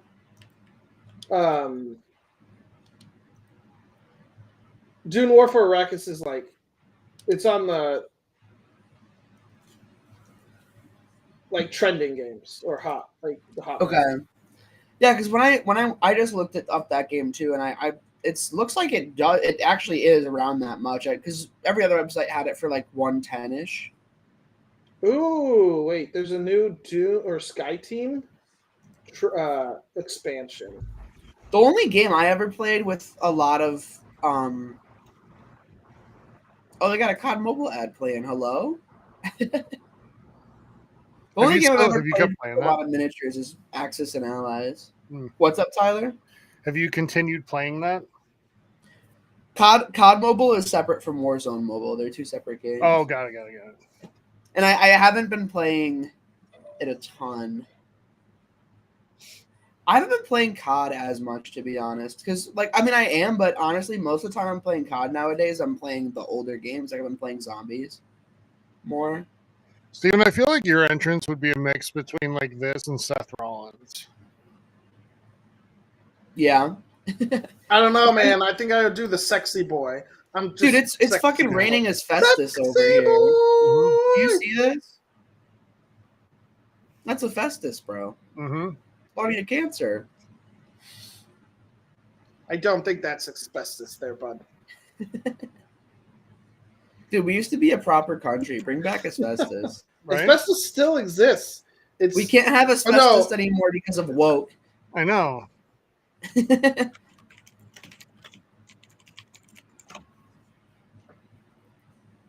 Fucking Kathleen Kennedy. Kathleen Kennedy lobbying Congress to ban asbestos when she was 15 or however old she would have been.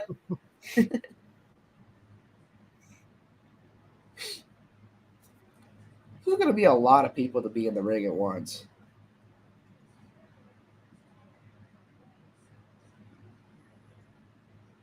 Do we know is that braid real, or is that it's got to be an extension, right? I think that's her real hair. That's nuts. If true.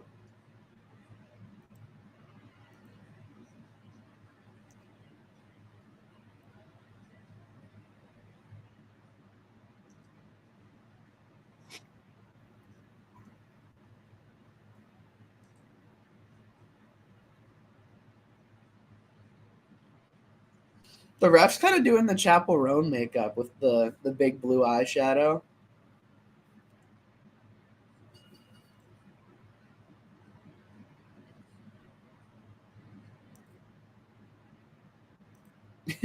I love the Call of Duty mobile logo on the top right. They're just the subliminal message. So it's a triple threat tag team. Okay.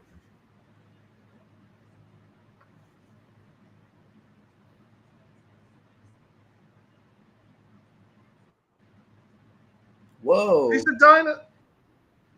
That was a cool, backflip where the fuck she just did.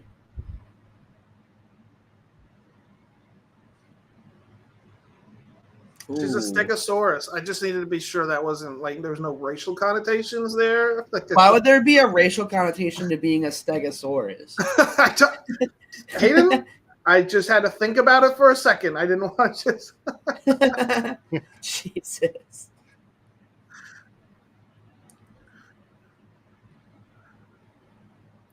If anything, I feel like there's more age connotations to calling someone a dinosaur.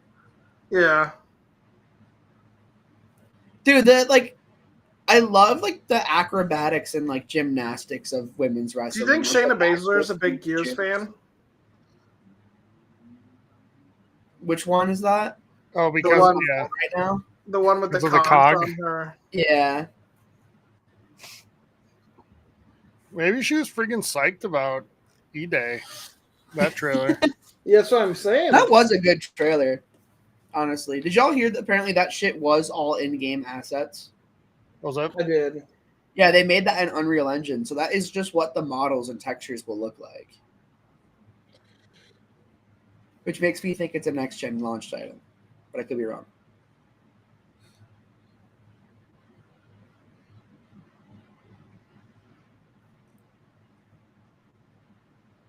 Did they ever do a remake of Gears 1? I feel like I heard that was a thing, but I don't know if...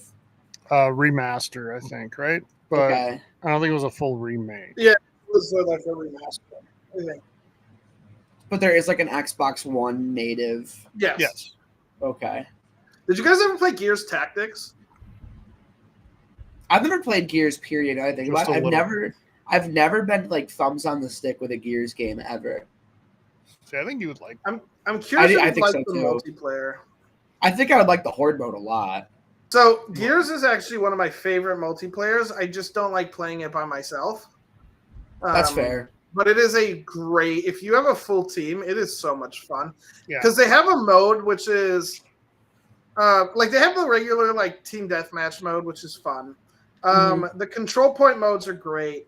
But my favorite mode is where one person on each team is like the VIP, and if they're alive, you can respawn, but if they're dead, you can't, and it's like a round-based thing. That's cool. And the VIP changes every round. Yeah. I mean, it is so much fun. Also, it is a huge shotgun fest. Like the Lancer's good, but the shotguns are the best weapons in the game. So, I was gonna say like types of weapons in Gears multiplayer matter a lot. Yeah, it's a definite movement based game too. Like if you are very good at the like cover mechanics and moving between cover, and the active reload system, which I love, and I wonder if it's trademarked. I bet it's trademarked, and we should actually have a segment on the video game show at some point. WB making the Nemesis system trademarked and then never doing anything with it is so unfortunate because it was a really great system, and I wish more games implemented it because like it would be so cool to have in like Assassin's Creed. Yes, it would. Or can we get a new Lord of the Rings like game, like Shadow of whatever?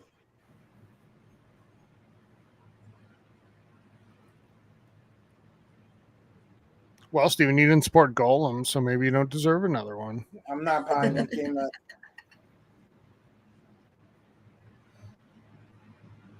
That publisher had a huge year because they published that, the King Kong game, and that awful Walking Dead game in like the same calendar year. Yeah. Only excellence over there. So who were they saying that Shayna and Jade were reminding them of? Like which tag team was it? Oh, like the one with spikes on the shoulders. That makes me think of Animal and Hawk. It's Legion of Doom. So that is Animal and Hawk, isn't it? Yeah, yeah. I couldn't remember their tag team. Also involved in one of the most awkward, poorly aging stories of all time. And I don't remember which one it was, but they took advantage of one of their like substance addictions and like depression. Oh Jesus! And had a story where like he was on top of the Titantron about to kill himself, and one of the characters was trying to make him do it, and did not age well. It was uncomfortable then. Yeah. Who did you say? Because it was the Road Warriors is the tag name. Yeah. Legion of Doom, same thing. Tyler, did you just upload a video, or was that scheduled? I just did, because I was uploading it before, but forgot to like hit the final thing. So it's the Acolyte one. I was wondering why we hadn't gotten more like hate mail in the last half hour.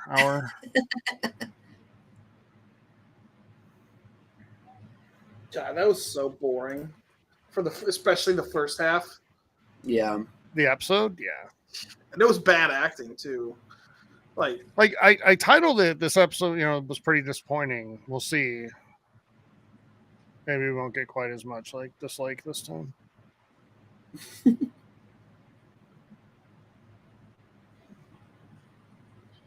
I have no problem with backstory episodes, but me either. It's just so hard for me to get excited about a new Star Wars thing at this point because it's all been such a mixed bag.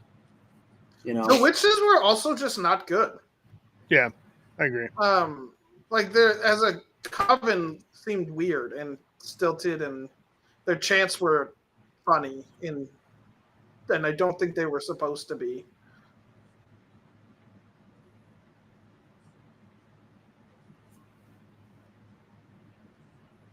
Tyler, I changed the title a little bit just to get the Star Wars keyword in there.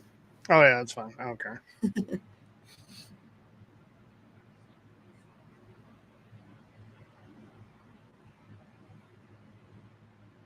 I didn't realize we went so long on that episode that was a 30-minute review. Yeah. Fucking almost as long as the episode was.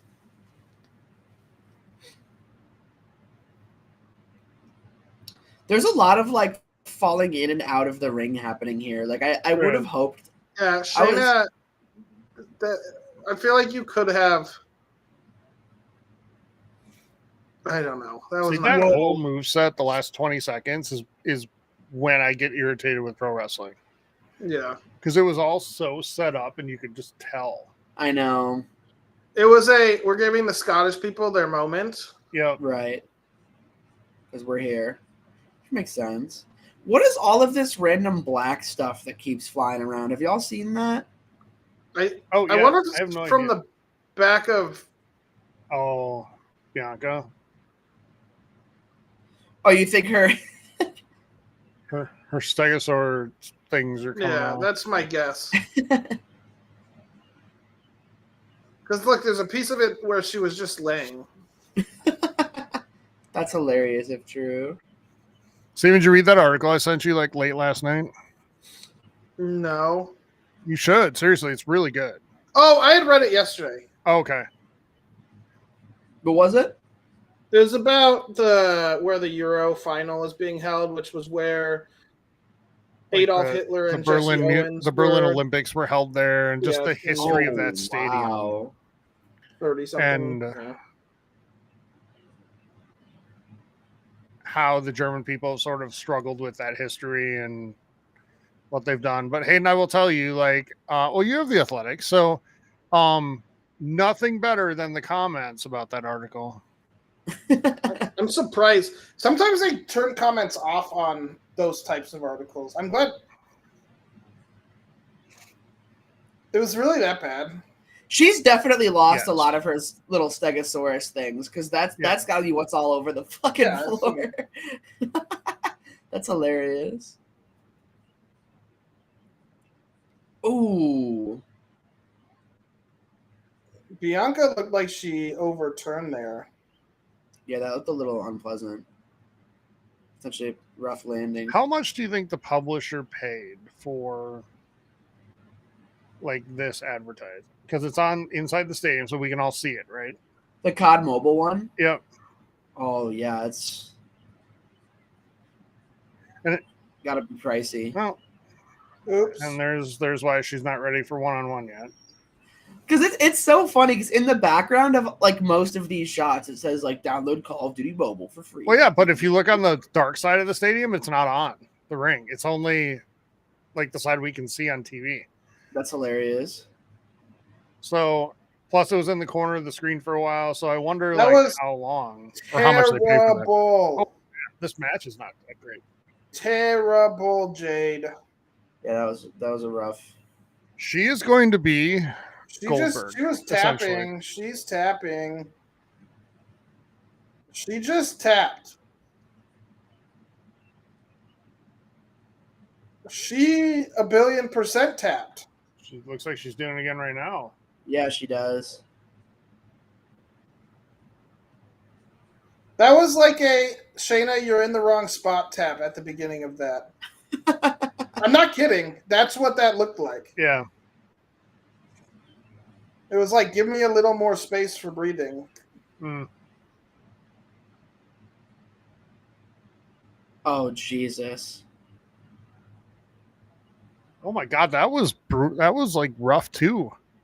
That didn't even a little bit ahead of me. That didn't even really impact. Like she was just like she landed like next to her.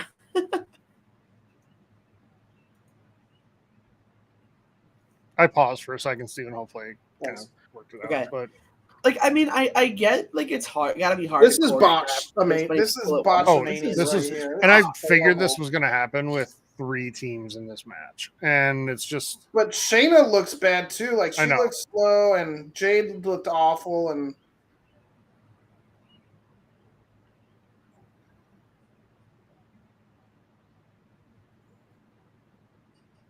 What? Holy shit. I called that. And no one fucking believed me. I didn't. Because it doesn't make sense, but Jesus. If you hadn't put all those fucking Legos in your hair, Bianca, and you're half a second ahead of me, Tyler. Just because you, like... Yeah. Reacted. Yeah. But, like, literally half a second. Yeah, it was a horrible match and a really weird ending. I mean, I don't... Very sudden ending. I didn't really feel like anything happened that caused... I mean, this just sets up a rematch eventually. Like... Yeah. Because obviously they did, like, they did the damage, as they said. Why are they showing a replay of this, bro? Like, clearly, like, that was a miss. Bad. And just this whole match was bad. The whole match. This was also dumb. Like, this is the finisher? Like this woman who looks unstoppable, a fucking German suplex does her in. Like, she's done. So right. Yeah, that was...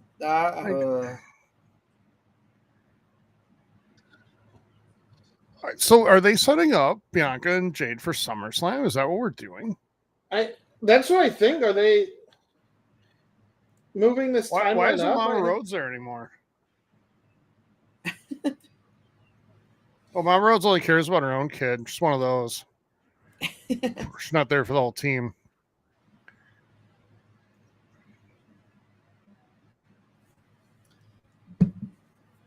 This, I 100% agree, Nick. This is Jade Cargill's worst match. Probably ever.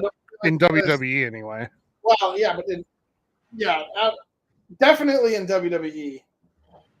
But I don't think she even had that bad of a match in AEW. She was always kind of the...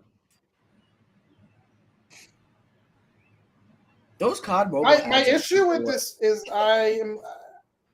maybe this is a me thing. I just don't know who these two are. And that's because you haven't watched, right? A lot of Weekly, and do your homework, Steven. You're a teacher. You should know this. Like, I never did my homework. You're off for the summer too now, aren't you? Yeah, I am. Fucking get with it. Plenty of time. And in class, you can discuss like writing and storytelling by watching WWE every week in class. And that would be kind of fun though, like if as a college class. Mm-hmm. Yeah. I'll be back again. Tyler, what the fuck just happened? That was bad. That was unfortunate. Really I try not to be like super negative about it, but my goodness, that was not a good match. Well, because it was one of the fakest looking wrestling matches I've ever seen. Mm-hmm. There were moments where it seemed like, granted, it's hard to do that many people in a ring, right, and get everything perfect. But like, dude, what the fuck? I don't know. We forget sometimes, like, people are professionals and they're paid quite well to do this. Like, this is their full-time job, so yeah, you can't deliver like this in a big stage, like any sort of pay-per-view, PLE, whatever. Yeah, you can't deliver like that. That's unfortunate. Because I was excited for that move when she climbed up on and was going to jump onto the two that were like kind of pinning each other down. and she just like kind of missed. She did. She just like fell. Yeah, that was crazy. You and I could reenact this match in WWE 2K24, and it would be a better match to watch. I think you and I could. I think I could physically do a lot of the things that just happened. Well, I can physically fuck up a lot of moves for sure. Like that is something I can do. Yeah. Should we do that? Should we become like when we go to T3 here or what's it called? The movie one, the entertainment one. When we go to that one. Yeah. When we do that, when we go there, should we do like backyard wrestling? Set up the trampoline. Steven can jump off the roof. And like fuck no. With my back the way it's been, I am not doing any of that nonsense. So you're like, so you are Seth Rollins, Steven, bad back and all. Like you just, we'll just get you the nice like entrance gear. I'm excited for this match. I'm more excited that the last one's done, to be honest with you. Jesus. Oh, me too. That was a horrible, horrible match. Check Slack. Okay. I just sent a message. Oh. No, I still haven't got anything. So I would guess no. Yeah. Like some really big outlets were only hearing back like 3 weeks ago. Oh, jeez. So when is SDCC this year? It's like the final week of July. Oh, yeah, that's soon. So it's right in between my birthday and the less important one in July. Who's the less important birthday?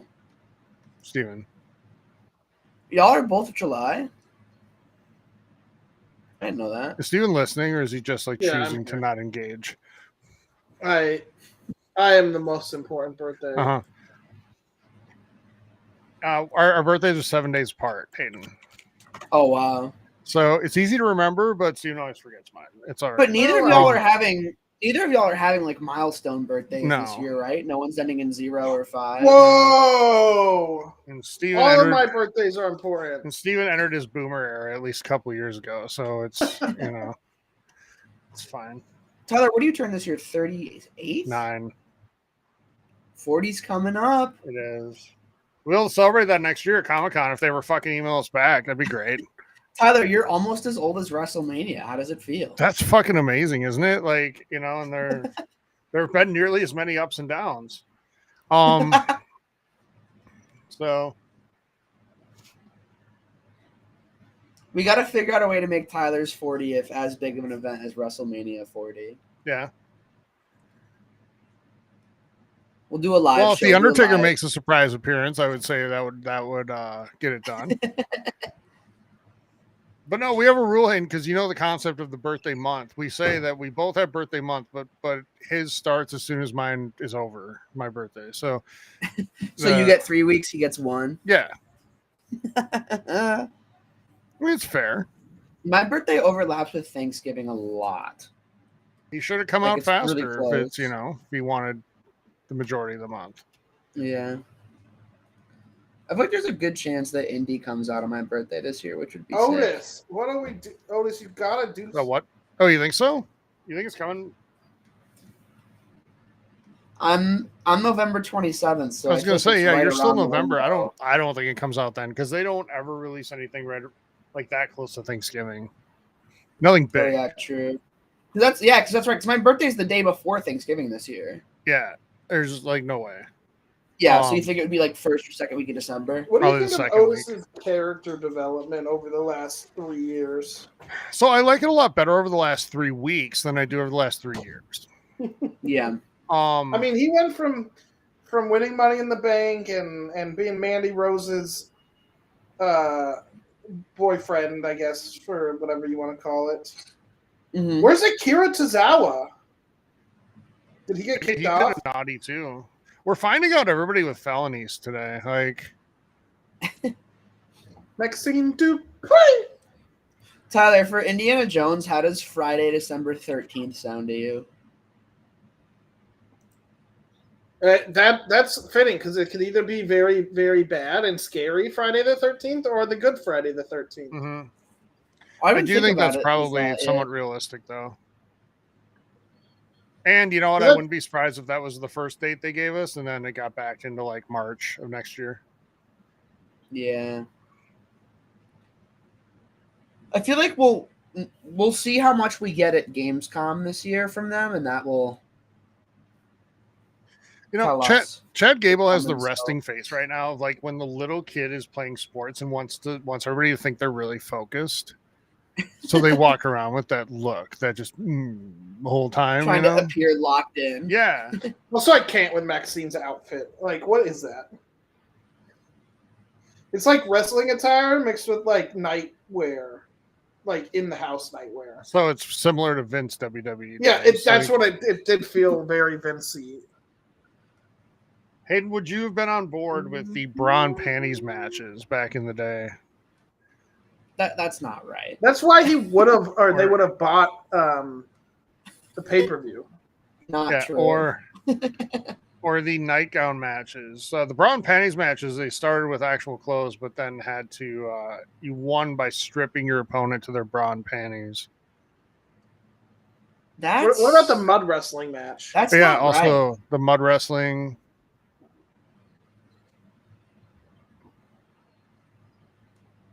Yeah, that's Nick. I haven't seen much from her. I wonder why she's still, shows up on TV. I don't know. World will never know. There was also Hayden a match once where they had two women fight in a pig pen because they were trying to paint out one of the women as pig-like. Would that be Piggy James? No, it wasn't. That's actually. Not right. It was Vicky Guerrero. Oh, Vicky Guerrero. Mm-hmm. Vicky Guerrero took so much shit, and like she was such an amazing character and like nice person, and I know she was loved. You were warned. Oh. Dude, looked like Black Ops. Are we finally getting it? It's supposed to happen Monday. The VHS. All right, I'm gonna scan the QR code.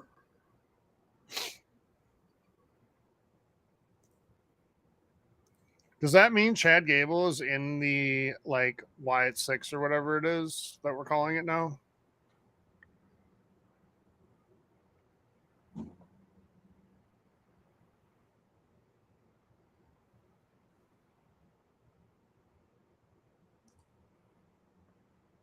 So when this is supposed to run until what, the end of the next 3 hours? About 3 hours long. So yeah. Okay. Where's the freaking overview thing? I haven't seen it yet. Like, I try to go back.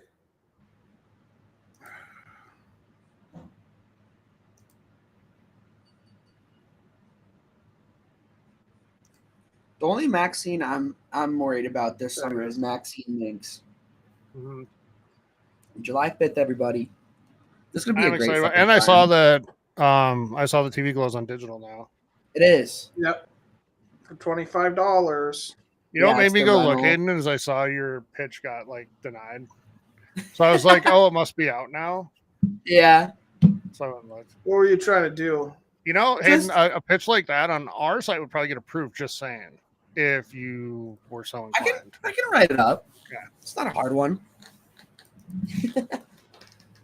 I definitely do want to talk about that movie. I feel like now that oh my gosh, out, it was in for half. No, whatever. I'm done. I love this crowd. They're really fun.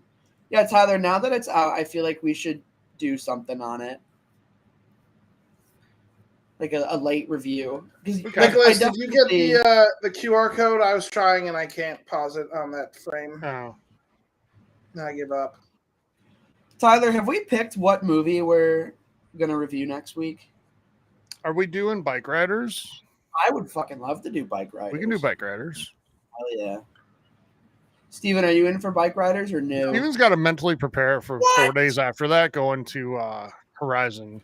Yeah, I'm not going to see a movie until that stupid 3-hour garbage nonsense. He's going to come back with like the mustache from like post Civil War era and like just like down to the here. handlebars, yeah, and the full getup. I'm not looking forward to that. Sarah said she doesn't want to see it, so I'm probably gonna have to go alone. It feels like Sarah's a waste of $16. But it might be good, Steven. No, it's not, because we already know the reviews. Do you guys not have like a AMC or like or like a movie pass around you?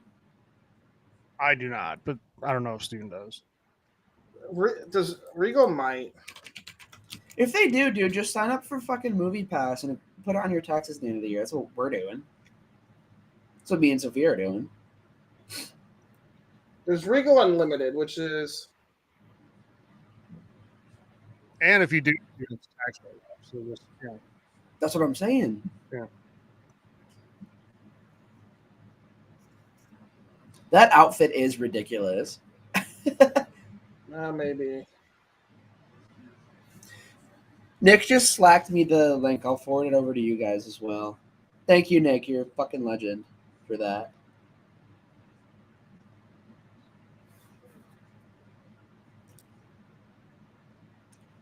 You refuse salvation. The reckoning is inevitable with a countdown that appears to be to Monday Night Raw. Yep. So who's coming back? This will be Bo Dallas in character as Uncle Howdy. Interesting. Who was like the character that Bray Wyatt sort of answered to, so to speak, like when he was back before he passed away. Mm. So, and I feel like they're actually handling this, Steven, kind of respectfully. Like they've waited a good amount of time. You know, I trust with Triple H being from an actual wrestling background that he's going to be respectful to the Bray Wyatt's legacy, and you know, Yeah. and plus Bo Dallas is actually Bray Wyatt's brother, like real life. Oh, really? So I have no doubt that he will want to be respectful to his brother, right? So there's Makes sense. many reasons to feel like this could actually be good. Yeah, I guess I should join Regal Unlimited. Because then you'll just end up seeing a lot of movies just because you can. Like that's what's happened with me and Sophia. Is we'll just go to the movies sometimes for fun. Just see what's out. How much is it, Steven? $20 a month, basically. If you do like a decent amount of movie reviews with us for us, we can, you know, look at comping that. We'll see. Wow, you're gonna comp his, not mine. I already fucking did for yours. Jesus, like look at you. Not for this month. You didn't talk. Look, I don't like. I'm not put worried down on my about it. calendar. I'm not Just worried gotta about tell it. It's fine. Sammy, give him a hug. Do it. Tyler, I was just talking shit. I was. I know, taking the you're good. piss. I I don't know care. you got me. It's so funny to look at the fucking like AMC coming soon, and it's like untitled Smile sequel, untitled Gladiator I know. sequel.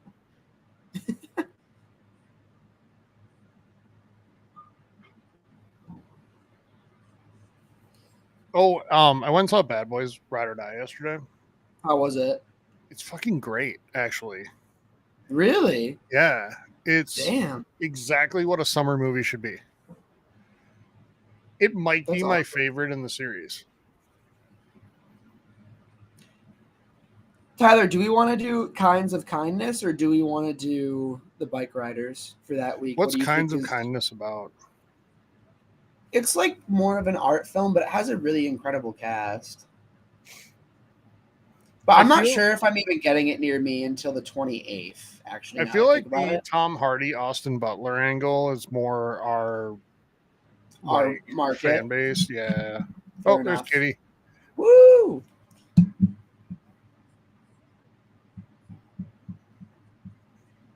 What about Despicable Me 4, Tyler? Yes, you guys should do that.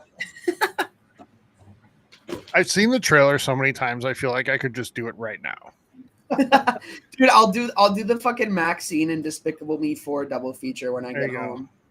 Or I can make it a quad and throw in Quiet Place and Horizon in there. Just be in the theater all day. Hell yeah. Oh, and then I don't have to go to Horizon. You got to do Horizon last, so the other ones don't seem as disappointing to you.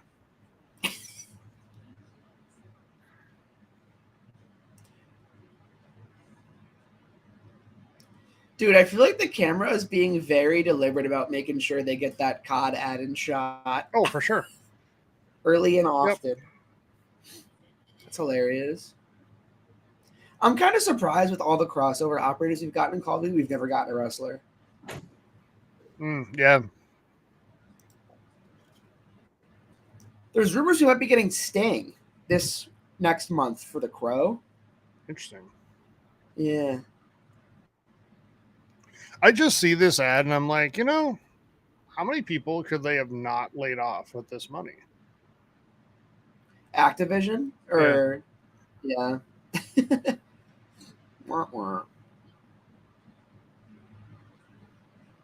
Dude, what is up with maybe it's just the angles they're filming are weird, but I feel like there's a lot of hits tonight that just are very visibly not connecting. Yes, I've noticed that as well. And it's all camera work most of the time. Yeah. I didn't notice Maxine had a cast. So she's got the heel on one leg and the cast on the other. That's hysterical. Yep.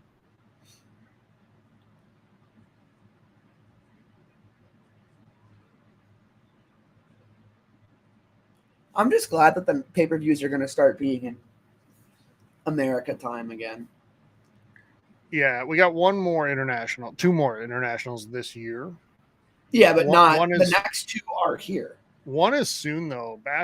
When is the Berlin one? I don't know. I'll Google it real quick for us. Let's see. August 31st.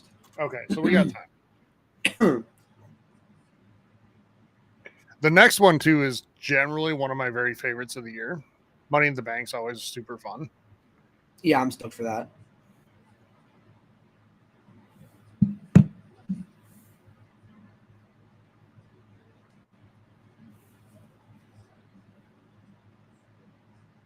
Ooh.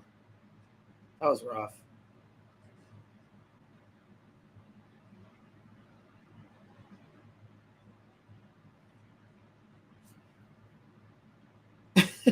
He's just beating on his neck, the small of his neck. I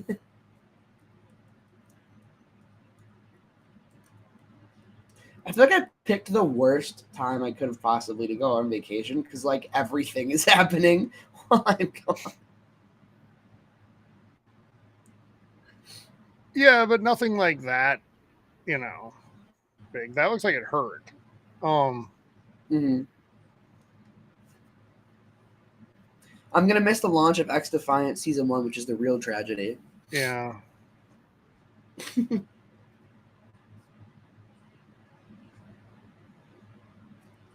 That was really cool, actually, that flip off the rope. Mm-hmm. That was sick. Tyler, have you played X Defiant since we last have? I have not played it since we last played. At least someone didn't botch the thing off the freaking ropes. I know, right? Right? So what were you going to say, Tyler? I'm sorry, bud. I have not played it since we last played. I haven't had much video game time the last week, to be honest. I have spent...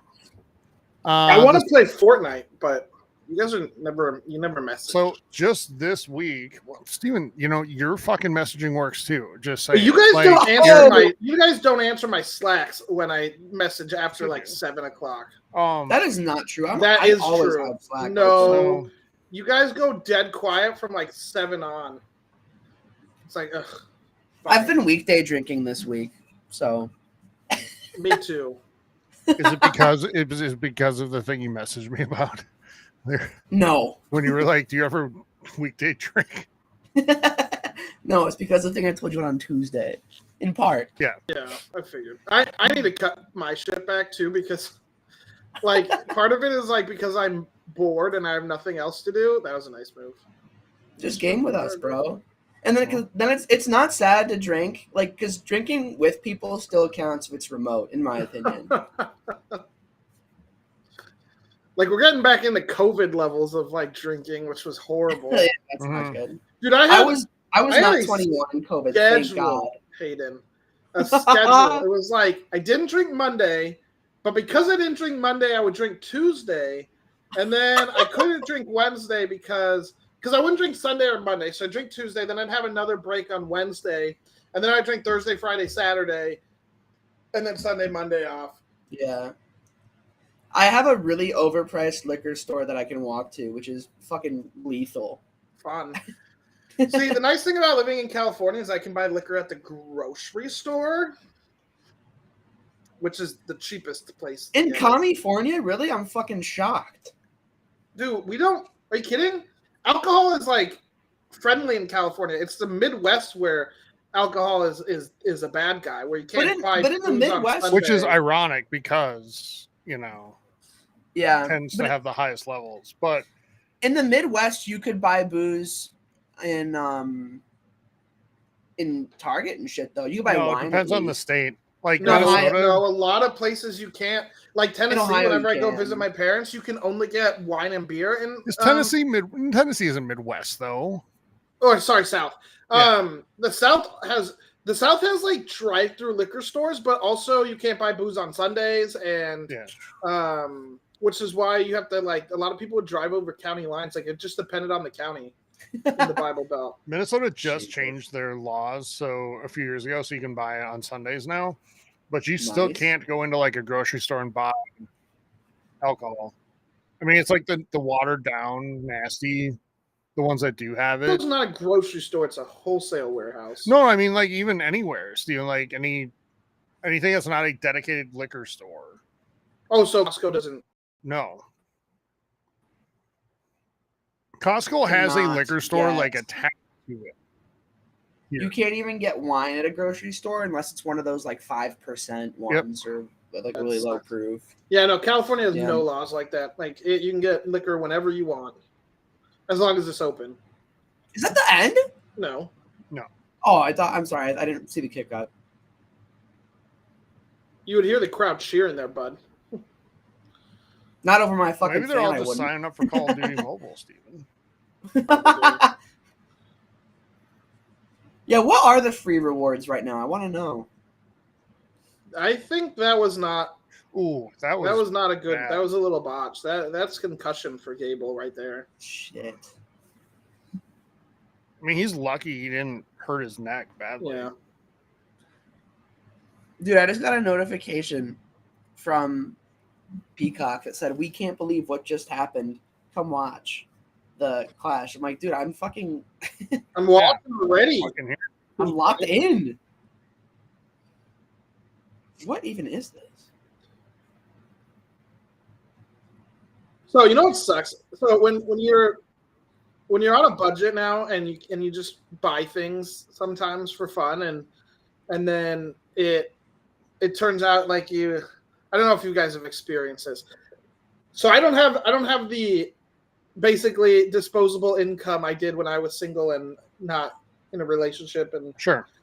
And I could buy whatever video game or movie I wanted to. So now I have to be a little bit smarter. Like I have only so much money a month I can spend on fun stuff.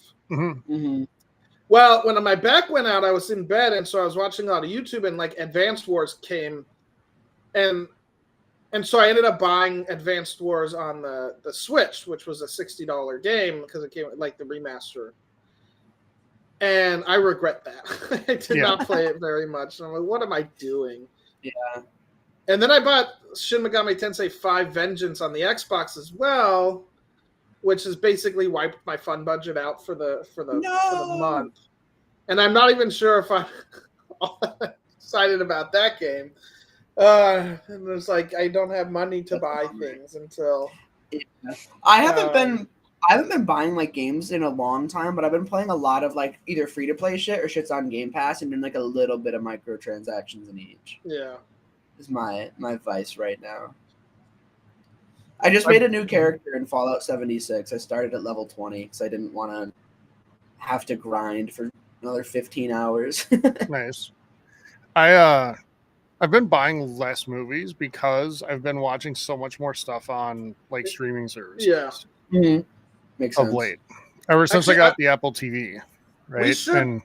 We should review Hitman on Netflix, which technically got a limited release, but it's gotten very good Metacritic's Rotten Tomato score. I mean, and it got a release this week. And Glenn Powell is like the fucking dude right now. He is like, yeah. Is Gable a short king? Yes. By the way, BT Dubs. Speaking of Gable, Gable Steveson. Did you see that he is signed with like the Bills? He's now I did. To be really? NFLer. Yeah, so he was the gold medalist at the Olympics last summer, or 3 summers ago, 4 summers ago, whenever it was, 2 summers, because it wasn't 2021 because they didn't do it in 20. Yeah. And then he got signed with WWE, but he got released. And don't do it, Maxine. She's thinking about it. And then Otis.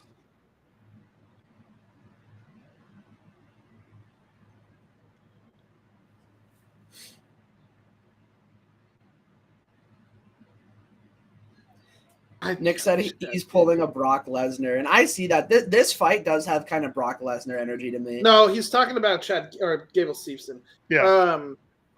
With the career change, yeah. Did you see the really dirty thing though? No. Maxine is gonna get Haluva kicked. She is totally. Ooh, okay. He just stopped at the last. He's like, "I'm so sorry, I didn't mean to do that."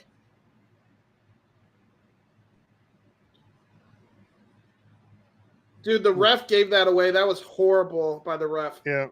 He pulled way too early. He stopped his count before Sami kicked out. God. Brock Lesnar signed with the NFL?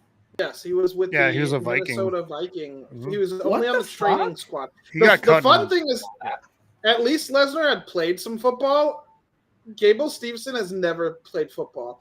But the thing I was reading on The Athletic said that they think that he might be okay because of the speed and power. It's the position he's going for might work. Might be okay. I think he's either a Bill or a Chief. He's a Bill. He's a Bill. I'll look it up. Do it, Otis. Yo.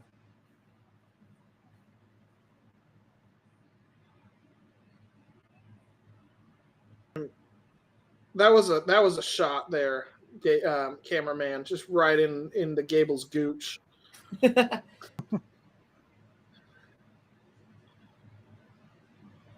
Oh, he's spamming the same move. Oh, he missed. Oh, I still want to see Gable win this. This has gone very typical. We're Sami pulling for winning. a lot of heels today, Steven. Yeah. But who's the heel in the Drew match? I feel like Drew is a face at this show. Drew's a face here because he's the hometown guy, but he's a heel. He's a heel in for WWE. sure. All right, I know. I'm saying here. This is going to be a crowd like Chad. the Punk Cena match at Money in the Bank back in like 11. Except Damian's not a face. Like he was a heel too. Well, Cena wasn't a fucking face either, except Yes, to 8-year-olds. Nice. Oof. Anybody who could afford their own ticket, Steven, wanted nothing to do with that. You loved Cena. No, Maxine lost Maxine's the hat. knee. Uh-oh. Right into the cast. That is not good. Uh-oh, and that's going to do it for Otis. Oh, shit.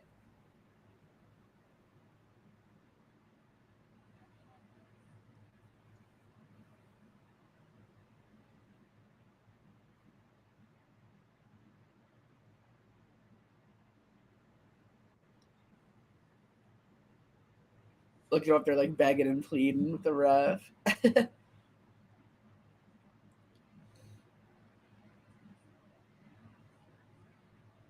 Otis, just grab Maxine and carry her out.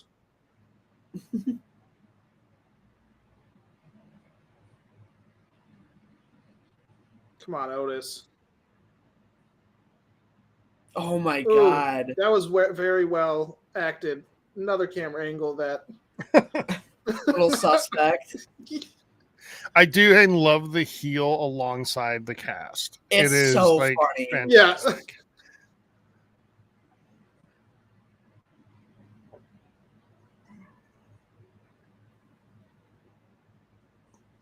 No, because this means Chad's gonna lose. Are we gonna go back now to little promos where Otis is poolside with Maxine like it was with what's her name back in the day?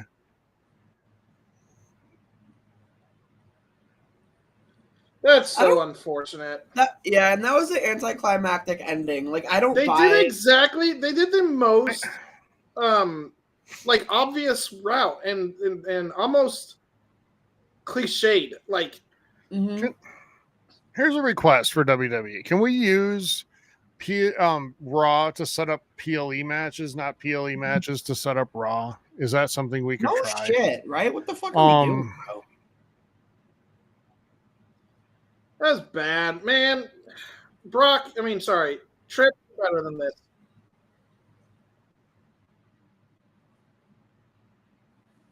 So I was going to say earlier, Steven, did you see the really dirty part of the Gable Stevenson release? No.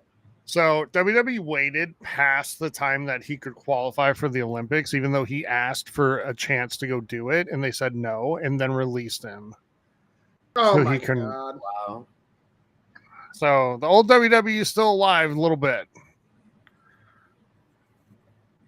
That's not Chad Gable's fault. This is just bad storytelling by WWE. Yeah.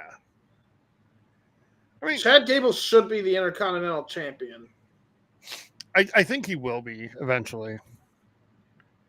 Because I think now he's going to dump Alpha Academy or they're going to fully turn on him. Whatever happens, they'll separate. And then he's going to get paired up with Nick, who are the two that he's always talking to behind or like backstage? He has on the got his face. Oh, he's got that focus look again. That's Chad's doing well here. Are the two going to come out? I think they're going to come out.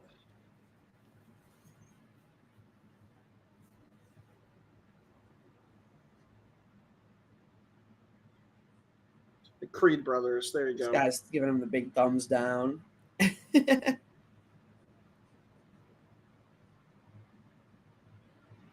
Horrible pay-per-view so far. No, I wouldn't go that far. I think the middle chunk is really rough, but the beginning was awesome, and I think we still have some good fights ahead. And the thing is, like, this match wasn't bad. We've had two bad matches and one good match. Or this wasn't a bad match because of the wrestling. This was a bad match because of the storytelling. Yeah. Yeah. It was cliched nonsense. Oh, WWE, this is... See, this is why I'm okay with these freaking morning matches, because I still have... I don't feel like the day's gone. Whereas that's when they're at like 4 or 5 o'clock and you watch and then you're like, what the hell was this? What a waste of a Saturday night, you know? Right.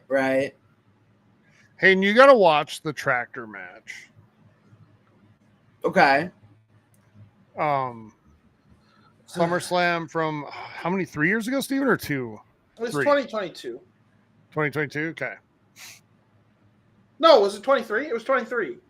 It was not last year. No way. So is 2026 going to be the first 2-night SummerSlam? Yep. Interesting.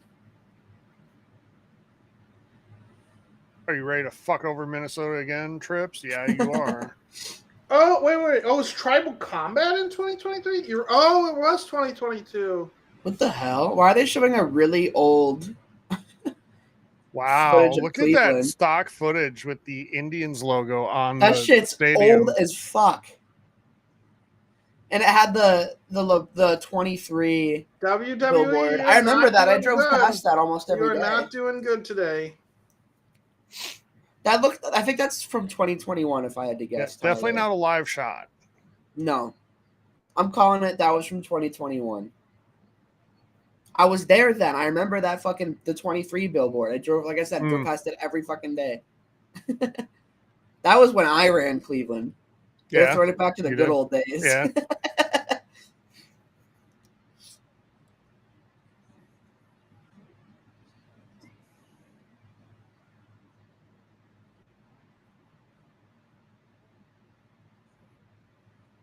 I feel like the average women's wrestler seems younger than the men's wrestlers, at least in these caliber of shows. Am I correct in that?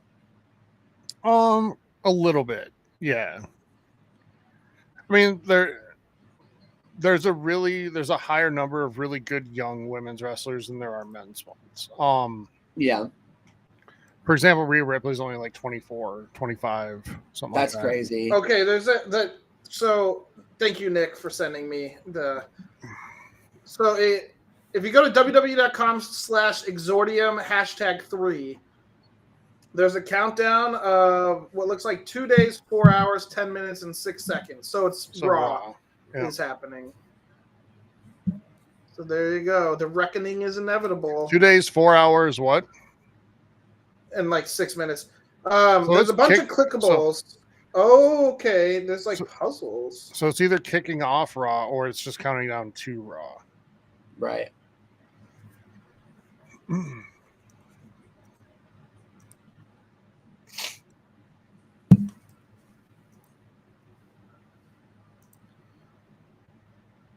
So I'm not clicking on all of this, but there's a lot of clickable promos on that website.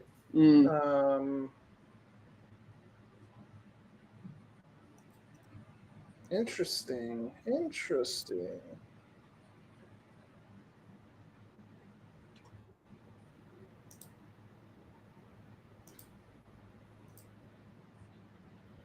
So if you like going down the rabbit hole, there's a lot for you there. All right.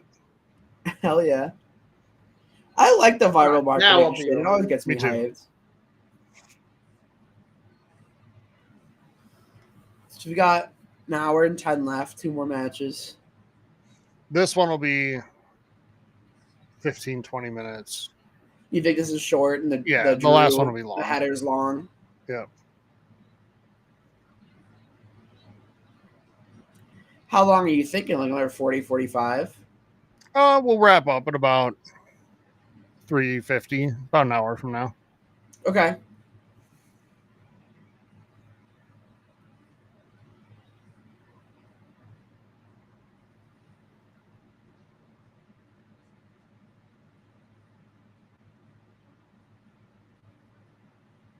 Yeah, this has been a weird bill.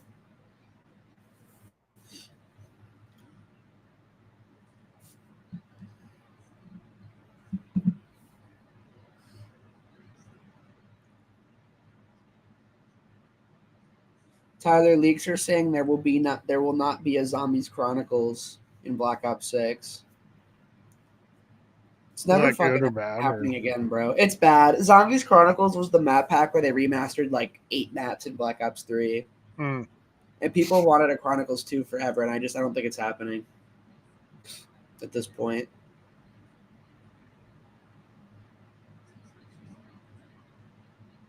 Stevens convinced me and won me over that the release timing for Black Ops 6 is actually pretty great, especially because that game has zombies. Having 2 brand new zombies maps to play the week of Halloween is going to be really cool. Yeah, I mean, COD once upon a time used to be more October than November. So yeah, I feel like they go 50-50 on it nowadays. For a while, they switched into just like right around Veterans Day, right? Yeah, yeah. It was always the Tuesday after, which made no fucking sense to me. Like, why are you launching your game the day after a long weekend? It should have been on the Friday before, if anything. Which I think is what they did with Cold War. No, Cold War was after as well. So I'm trying to think of what games were October. I think Modern Warfare 1, 2, and 3. No. Yeah, you got to go back a ways. But no, because Modern Warfare 2019 was October. Oh, was it? Okay. Yeah, the one in 2022 was October. Okay. And then we're going October again with Cold War, or with Black Ops 6, rather. I'm so glad that game is called Black Ops 6 and not Cold War 2 or Black Ops Gulf War or some bullshit. I was writing an article for The Escapist, and I had to go find the tag for that game. And it is literally like call-of-duty : black-ops-cold-war. Like, they should have just called the game Black Ops 5 for our sake, you know? Yeah.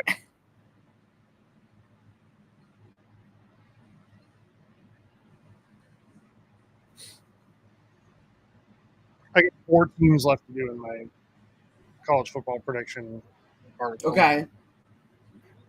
So we'll get that done today. But who do you think you're gonna play as? Are you gonna do your? Are you just gonna make the Strangely Awesome University team? Yeah, we'll do some like Ultimate Team stuff, and we'll share that, you know, in case anybody wants to use it. Can you do that in Ultimate Team? Can you use your custom team in Ultimate Team? What do you mean? Oh, you can. Like, what do you mean? Like unis and stuff? I think so. Like, Maybe. could you make your own university and branding and use that in Ultimate Team for? I hope so. College 25. I hope so, because in Diamond I do Dynasty too. and MLB The Show, you can. Yeah. If not, I'm just gonna use UB Bowls, which is not the school I went to, but it's all of my friends in Sophia all have big connections to UB, and so it's a big part of my life. Sure. So I don't feel like I'm stealing valor, because the college I went to doesn't even have a fucking football team. Well, plus, I mean, do you know how many people like cheer for a college football team that never went to college themselves at all? That's true. Most, like, you know, yeah, several, yeah. Are any of the schools you went to in this game? They have teams? Minnesota, Arizona. Okay. Yeah. Where didn't you go to Harvard or some of the Ivy Leagues Grad for a bit? school, yeah. Fucking Mr. Moneybags over here, big man on campus. Harvard doesn't have a fucking college team. Not Division I. Oh no, they are, aren't they? I don't know. They suck though. You don't have to be D1 to be in this the game, game. though. No. I think the fucking UB Bulls are D1.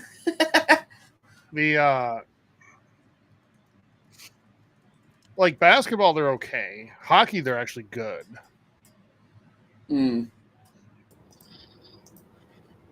Football, not so much. 100% agree, Nicholas. What did Nick say?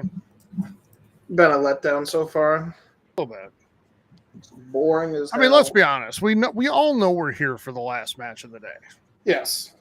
I mean, that's always what these are for. But even more so today. No, this was 100%. Is that Greg Miller? That looked like Greg Miller. I hope so. I doubt he's here though. There's no way. John Mustard. Imagine being named John Mustard. That's pretty great. Tyler, did you see you can get him as your manager in 2K24 now? Can you? Yeah.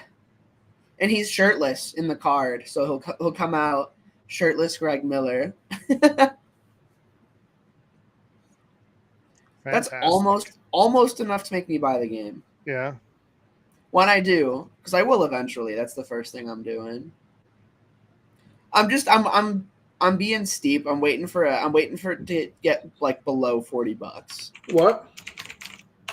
For the 2K game, the WWE game. Oh. 2K just had a sale. It may have been. I don't know. They just had an ad right now. They said it's on sale. It's 25% off. Okay. And I think Nick liked the AEW Fight Forever game, right? Because it's very arcadey. That just got added on PlayStation Plus. And it was also very... It's got promise, but it very much looks like a first go at it. You know? Oh, really? Yeah. Not super polished or whatever. I do love Chelsea Green's like half golf outfit. Mm-hmm. Yeah, it's like somewhat Scottish, but it's also like very catty. You know what it's like? It's Be careful. It's giving Scottish golf, like a woman's Scottish golf Halloween costume. That's exactly what I was thinking, Steven. Add a 4-letter word right on the front of that. It'll technically be a 6-letter quantifying adjective. And there you go. Yeah. It very much feels like a pre-made like Spirit Halloween or Party City. Yes. It is a Spirit Halloween women's Scottish golfer outfit. Oh my God, Tyler! I saw the best one of those ever the other day. What's up? It was a sexy Rick Grimes costume. Okay. And that was like an official product at one point. It had like the sheriff shirt was like a really tiny crop top. I still think the worst couples outfit I've ever seen being sold as like costume was the plug and socket couples costume. Oh God. Yeah, that's bad. That's bad.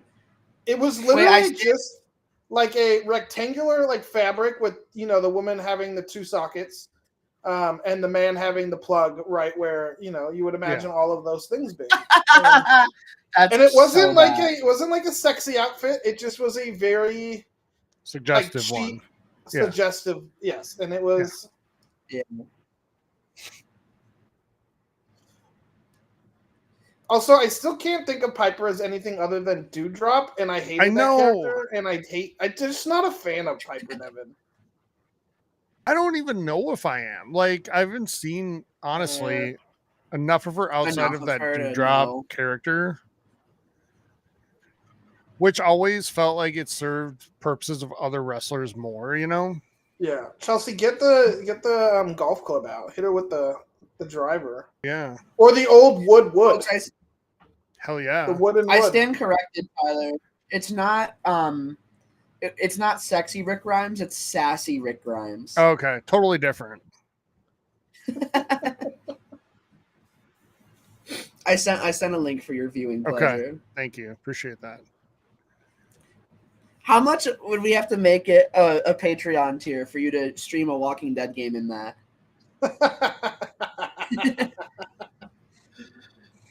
So now we're into the 6-month territory where people are like signing up for 6 months at a time. Okay. So if we get, I would say about 50 people signing up for the $25 tier 6 months in advance, then sure, why not? So we're talking like thousands of dollars. Yeah. For you to consider. That's fair. That's fair. Machete and shoes not included. Because here's the thing. If anything, even if it's innocent, can be screenshotted and shared with people I might facilitate to at work at some point. It's going to be fucking worth it. Can you imagine you get an HR fucking meeting one day? It's like, there's been some concern. There's a picture of you going around in Rick Grimes drag. Is this you? This looks like you. And be like, no, I don't even like Walking Dead. What are you talking about? Yeah. Like, what the hell is a strangely awesome game? Yeah. What is that?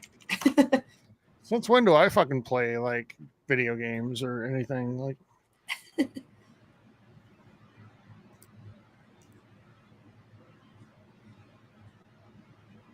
It's not a WWE pay-per-view unless we get the really dramatic throwing somebody out from ringside.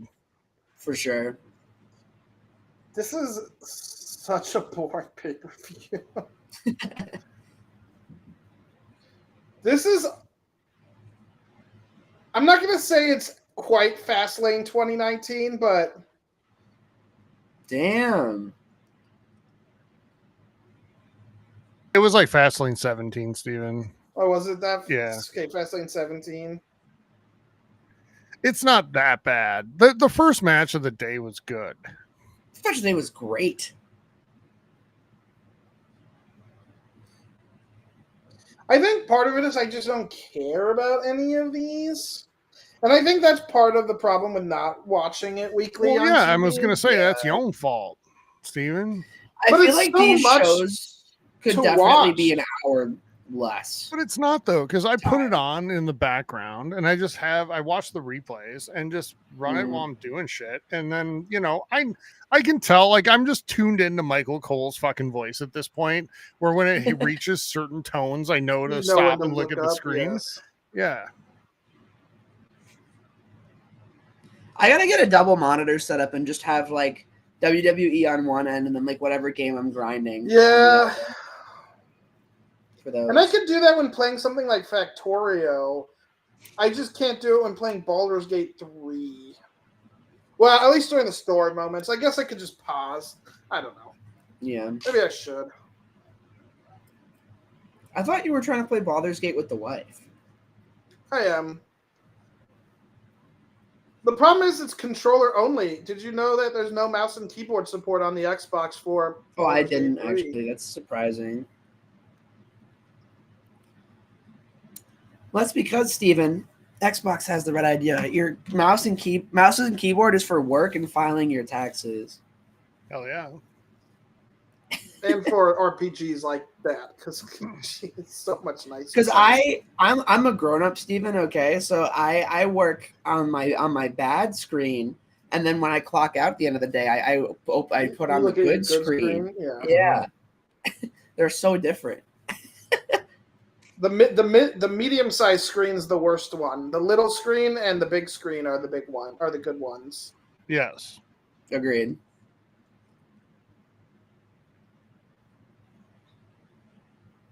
Although I'm watching this on the big boy work screen right now. Yeah, I'm on my like upper middle screen right now. Because I'm not watching the laptop. I'm watching the monitor, which is not as big as either of my TVs. Fair. You guys don't have the double monitor setup? No, I do. I don't. Looking at you assholes on one screen. Yeah, well, I have the YouTube up. So you got me on TV right now? It's fucked up. I got this just wonderful match that I caught just you don't in 4K. care about. And I don't think these two synergize with each other quite. No, they don't really have like a chemistry even as foils. Bayley's kind of slower in the ring, and Piper is definitely slower in the ring, and yeah. But it's not like super power heavy either. Like you can get good Gunther Sheamus matches, for instance, or like Gunther Drew. Like this is because you feel like there's a lot of weight behind those hits. These are like the two that when you line them up on WWE like GM mode, you'd get like a 1-star rating of a match.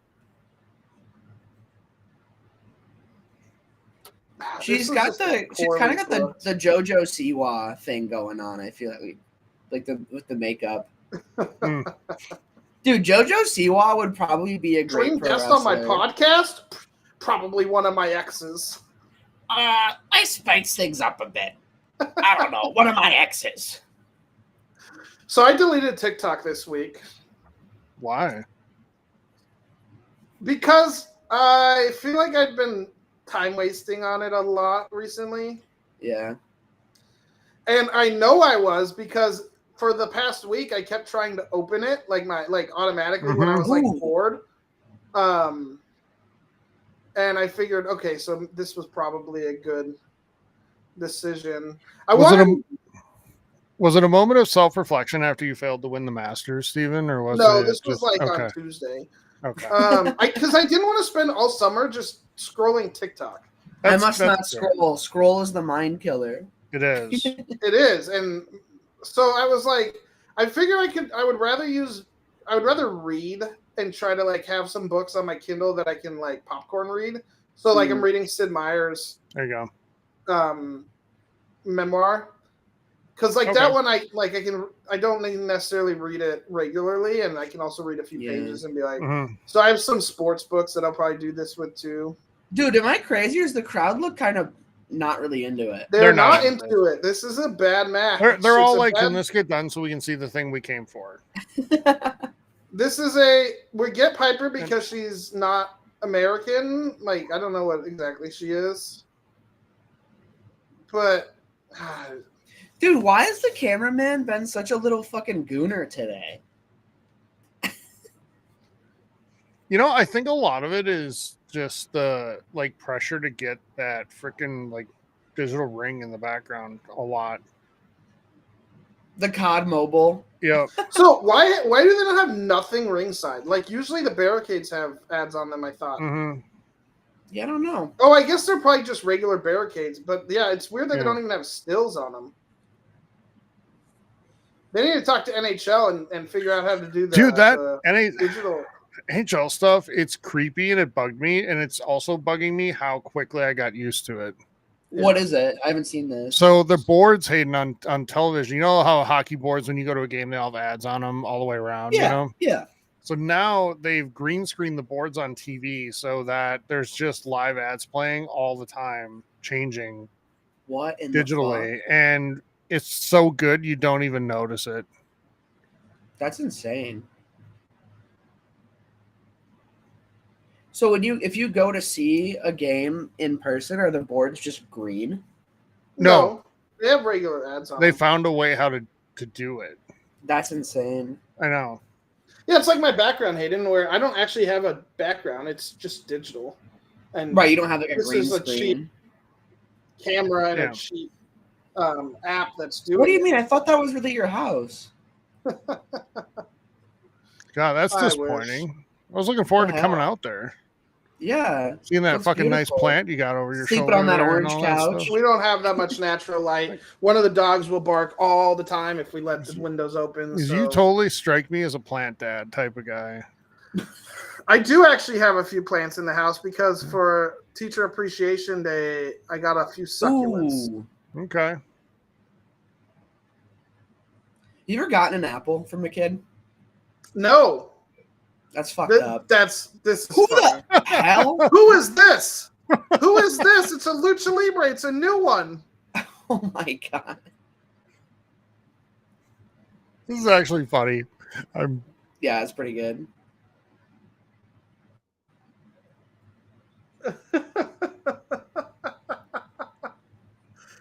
Oh god, this is horrible, but no, see, I like this because WWE needs to know, like, when the match is going to be good, be so stupid that it's goofy fun. You know, like. Do you remember the episode of, or like, it was a Raw where it was around like July 4th. They were having a hot dog contest, and someone spilled mustard on. Ooh. Who was it on? I think it was one of the Alpha Academy spilled it on. Who would have been super serious around that time? It might have been Roman. Whenever it was Seth. It was Seth. It was on Seth. Oh, back when he was like cult leader Seth? Yes. Yeah. Monday Night and it was Messiah. so dumb but really funny. Yeah. Also, wasn't it and it might have been the Street Profits. Street Profits. Yep, that's what I was looking for.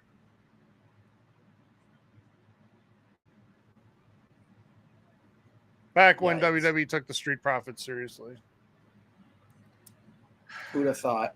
And they actually had really great matches, like really fucking great matches. Yeah, and it was a lot of Montez Ford, and now I don't even know what's happened to them. Mm-hmm. Well, he got Barry Bonds-ified a little bit too, Steven. Why was he on Pete Peds? Well, I don't know, but he's definitely bulkier now than he was. Well, this arena setup is actually pretty sick. I'm surprised they haven't showed that more. Mm-hmm.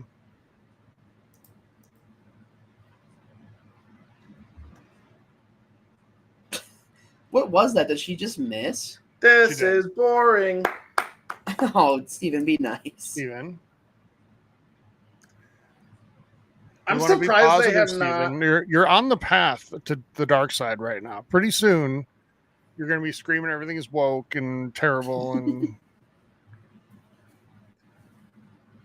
I'm surprised. How long has the cat been in the background of my shot? I had no idea he was here. It's very recently because it hasn't popped up on YouTube for me. Mm. Oh, I mean, in the chair. Oh, it's in the chair. Yeah. I don't know. Then it blended in. But let's not poke the bear because the cat's very peaceful right now, and we'll just. Yeah, he's sleeping actually. Well, at least we have one good match left. Probably, hopefully, maybe. Yeah. Watch Priest come out, put the finishing move on, cover 1, 2, 3. We're done.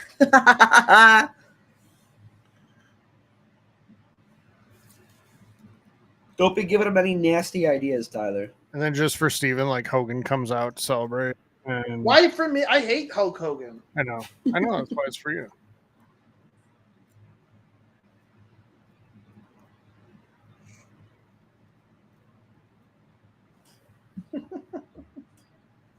I worked with somebody once who loved Hulk Hogan, and I was like, "Doesn't any of the other stuff bother you?" I'm like, and he's like, "I just don't care about any of that." I'm like, "That's convenient." Right.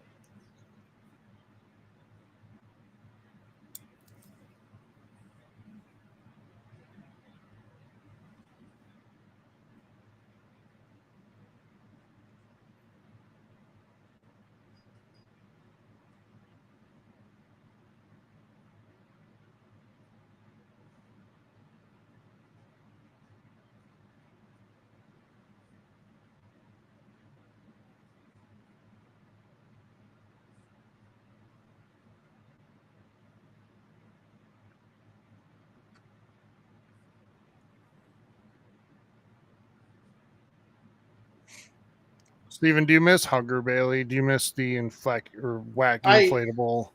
I know there's a sect of fans that do, and that sect of fans is very weird. That sect of fans is also the reason you are not allowed to touch the WWE superstars anymore in pictures.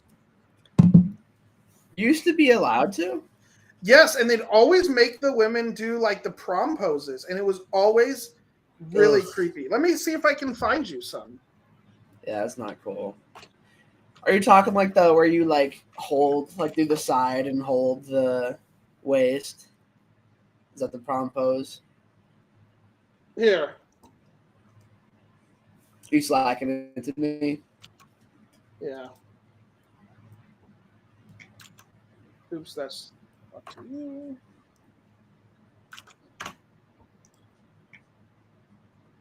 Yeah, that'll open the picture I'm talking about.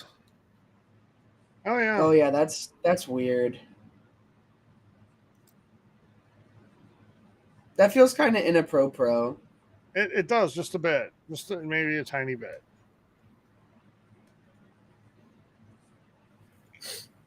Like imagine being. Oh, here you go. Here's an even worse one with Paige. This one you feel bad, like even more bad about. Okay. Oh my god. Ooh.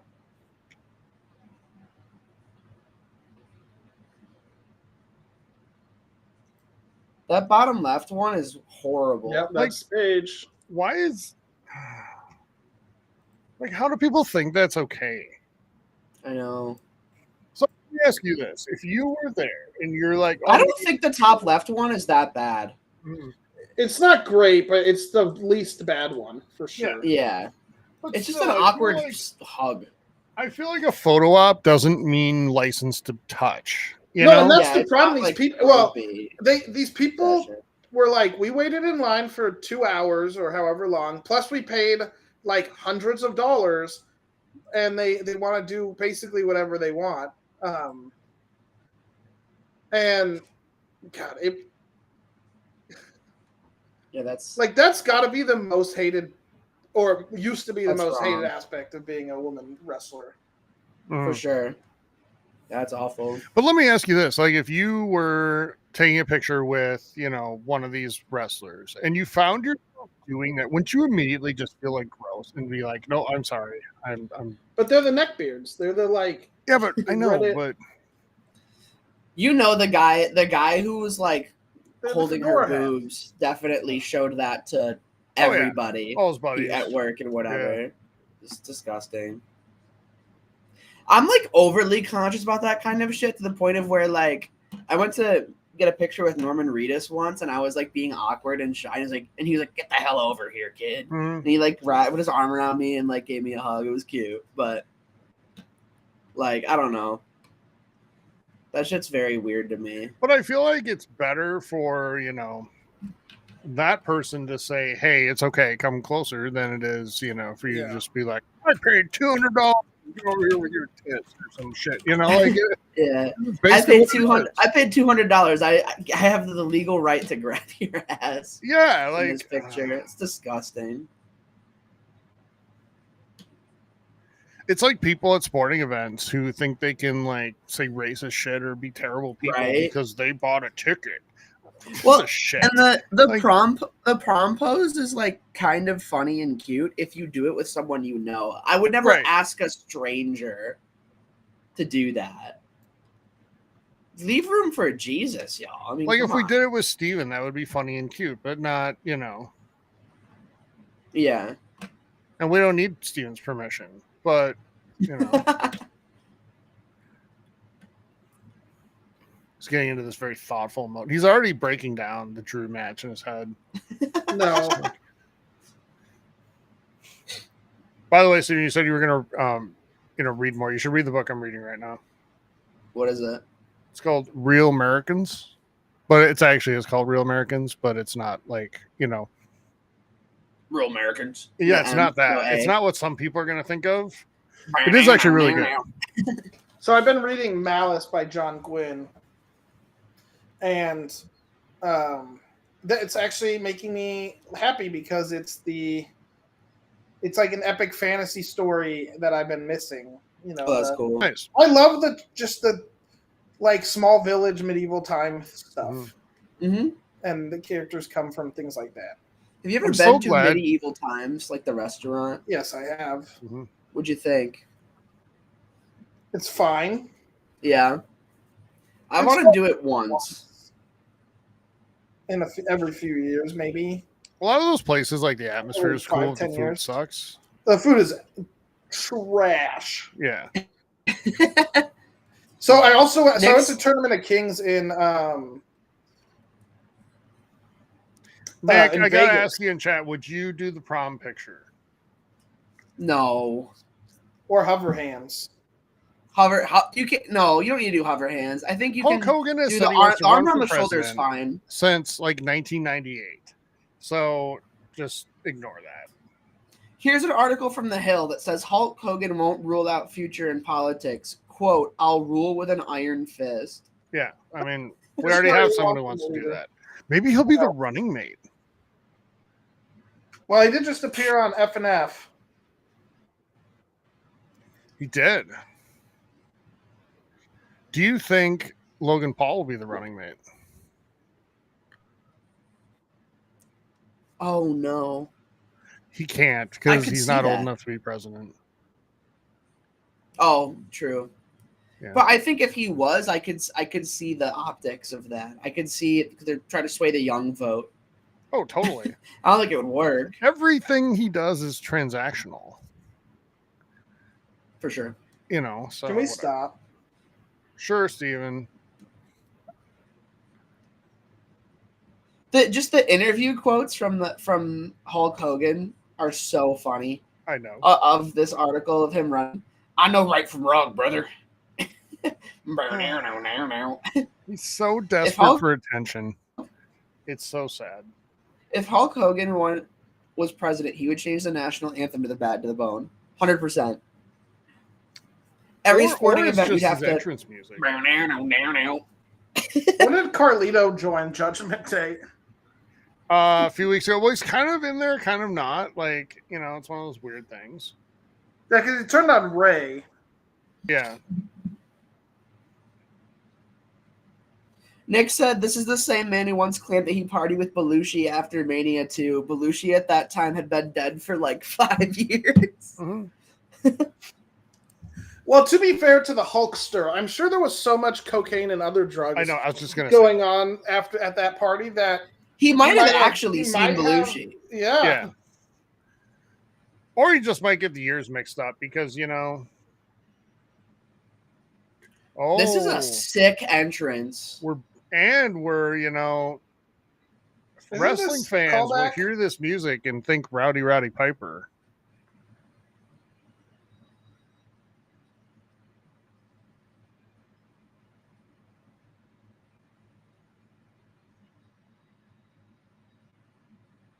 Could you imagine how fucking loud that would be to have 15 bagpipes? Mm-hmm. Yeah. In sync? That's awesome. I bet the people along the ring right now are regretting that choice. I knew a guy once. I worked with a guy who did this like competitively. Like he was, in a group like this. I don't know what you call it, but like, and was such a good bagpipe player. They went around like professionally, did competitions and shit. That's really cool. And I was like, can you please just wear like the thing to work one day? The kilt. Yeah, like the whole get up and just bring it and play Dude, it. Like I would love that. I was at a funeral once where they did a bagpipe, and I knew that they were going to do bagpipes, but if I assumed that it was going to be like outside, like when you actually get to the cemetery and like It lower was them inside. Dude, literally, like as soon as like the last speaker spoke at the wake, the dude like busted in like the fucking Kool-Aid Man and just started blaring in this like tiny ass funeral home. Did he say, "Oh yeah," first? Or he did not. Okay. And my little cousin was next to me. He was sitting between me and his dad, and he was like down here, like shaking Why didn't the they whole learn time how with to his hand play in his Drew's face. entrance and play Drew's? They should have. That'd been cool as hell. But we all thought he was crying, and then he looks up at the end of me, and he's like he was like dying laughing the whole time, trying to hold it in.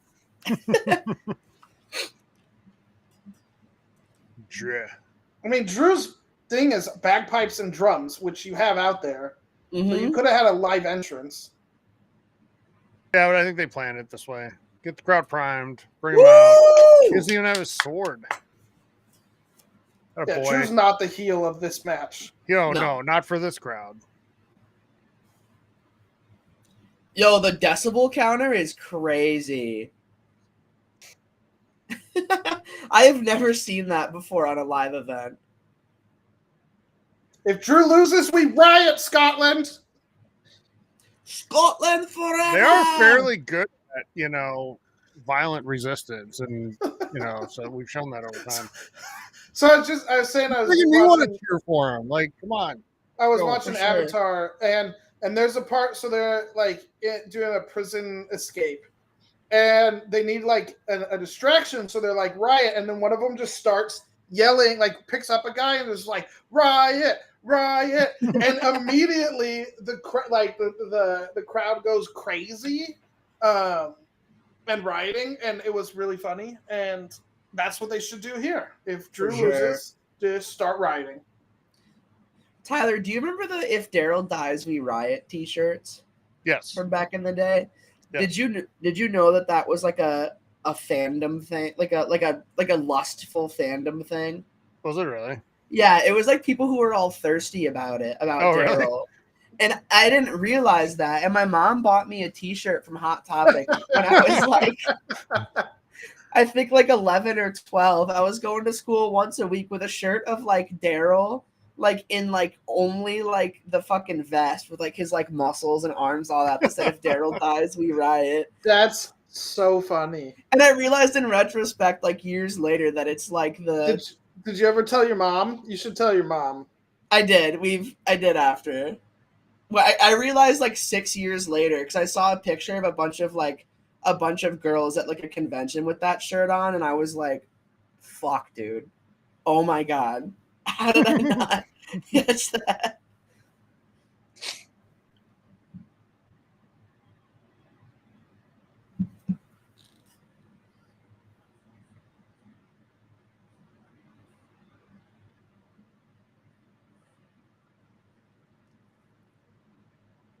I don't think Nick knows the pose we're talking about.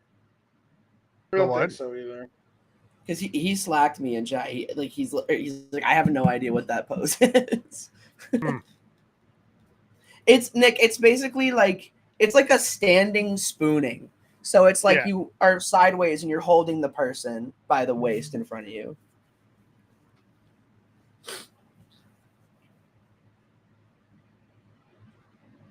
So, Steven, since you deleted TikTok, how long till you download Twitter again? No, never. Yeah. Truth Social? Never. Well, you should. You can be our Truth Social correspondent. You guys are so fun.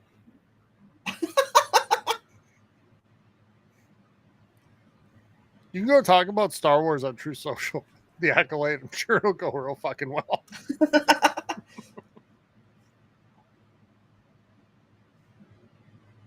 Scotland, you guys are insane.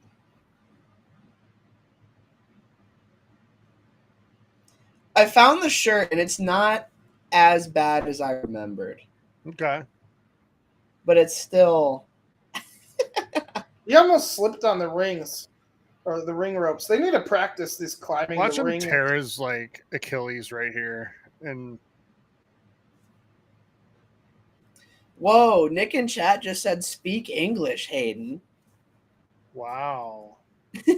What do you mean? What am I talking about? That's aggressive. Nick, didn't you come in the chat in Portuguese? Is that All his nickname, rise for Bondage Undertaker. Yeah, Here we go.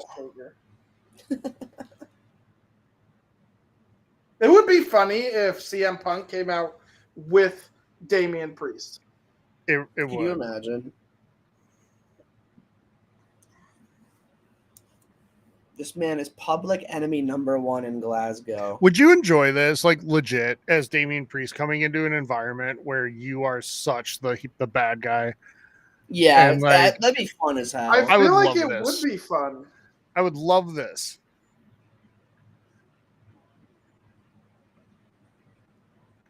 And it would just make me want to like try so hard to play it up for the other person, you know? And yeah. Like just stop like right here halfway down the ring. Yep. And then get the Cult of Personality song go and just stop right here, right down the ring, and take a kid's sign out of their hand and bend it over, break it over your knee.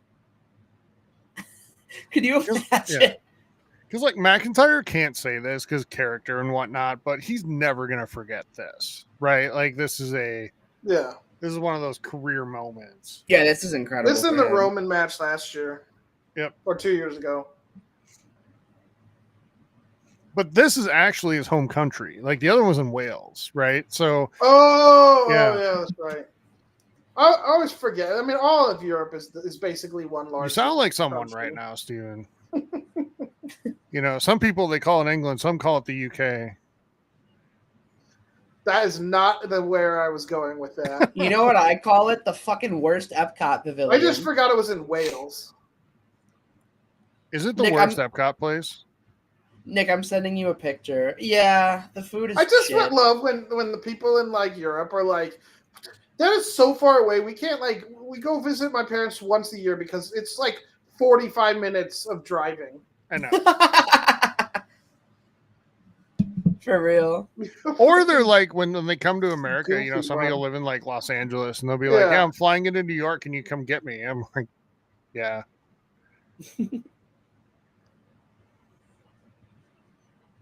They're like, just take the train. I'm like, sure. That sounds like a fucking great 6 days. I feel like people have that about like individual states though sometimes too.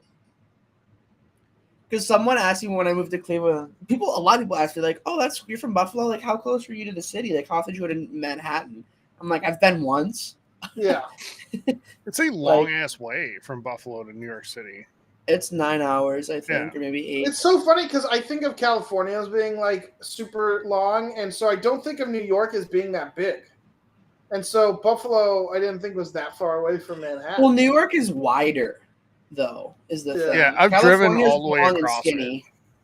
Yeah, but I meant going north from California, like from where I am to like. And Grant, see, when you drive through upstate New York, it is absolutely gorgeous, like country. Yeah. It is beautiful. Mm-hmm. You drove. I was so tempted. If I didn't have Fritz with me, I would have gone to the National Baseball Hall of Fame because I like drove right by it, where the exit is. Yeah. But you know, Fritz probably wouldn't have handled being in the car very well. He was already freaking out because we were driving a long ass way.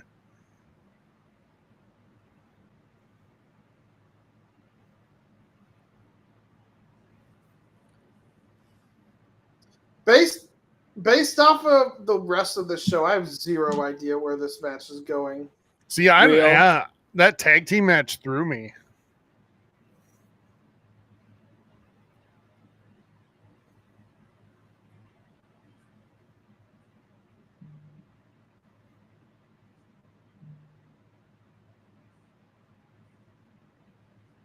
Man, I think a Gunther Drew match would be so much better than Gunther Priest. Yeah. I don't know. Gunther's just never really worked for me. I think so much depends on whether or not medical thinks Punk was going to be cleared by SummerSlam or not. Yep. And I really think that's going to decide this match. Steen said that he's not being clear.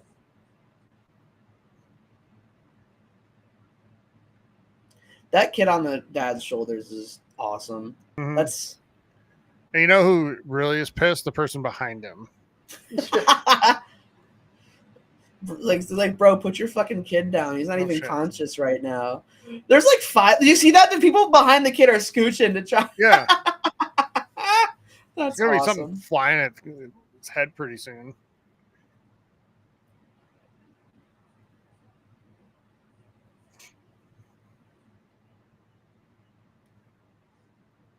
Damn. Dude, I want I need the sound of like an impact into the ring as like my text tone. That just like that slap. It's fucking perfect. Here we go. A lot of dodging, a lot of juking. These two, I feel like, are gonna put on a good show because they're both super fucking fast. Yeah, and I don't think this match is going to have any slow pacing. I hope not anyway. In the middle a little bit, but this is a great start to this match. I love the CM Punk shirt while cheering for Drew. I know. Steven, you know the rules of anywhere in the fucking world. Oh. It's like, oh, this person was born in the same place we were. Yay! Yeah, I know. Was that the first chop of the night? No, there were others early. Okay. Or there who? I thought we got some in the first match, didn't we? Pretty sure. I don't think so. Because we got everything else. Short of I wonder if Scotland has rules on ringside advertising. They might. I'm wondering. They must. Because this is not... Yeah. Well, but they have the prime card and the logo on the map. But maybe you can't have anything on the physical... Yeah, I don't know. And that might be why the camera angles are making sure we get the... Mm-hmm.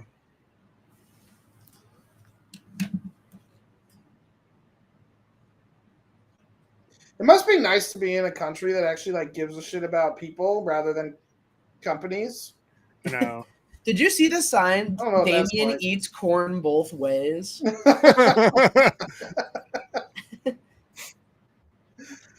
Also, I just have a soft spot for British humor. I think it's fantastic. And dry cereal. I mean, dry cereal's good. I ate dry cereal this morning. Not this morning, but yesterday. Like as a snack, I don't know. Steven, you would eat dry ramen. I did. That was in my salt era. But all you did is you crunched the ramen up and you sprinkled the powder on it, and it was a delicious snack. Mm-hmm. Dry ramen? Mm-hmm. You have to get the rectangles. But yes, you literally beat the shit out of the bag so like it gets crumbly. And it's delicious. And it's especially nice when Steven did it like in chat, in party. You just hear the like dude, living alone for the first time ever, like, and I don't count the army because I always had a roommate. Sure. I guess not always. There was a couple times I didn't, but like I could go get food at the like chow hall whenever I wanted or whenever it was open. But living alone where you have to like be in charge of all your meals, like it sucks cooking everything. It really does. So I had SpaghettiOs and ramen a lot, and also it's cheap. So.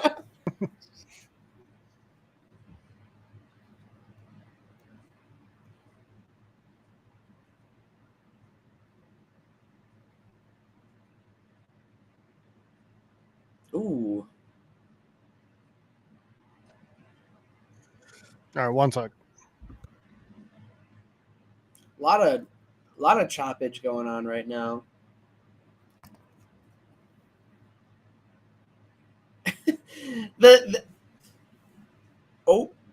Never mind. I was gonna say this is like such an obvious like WWE setup moment. Oh, there we go. There's the execution.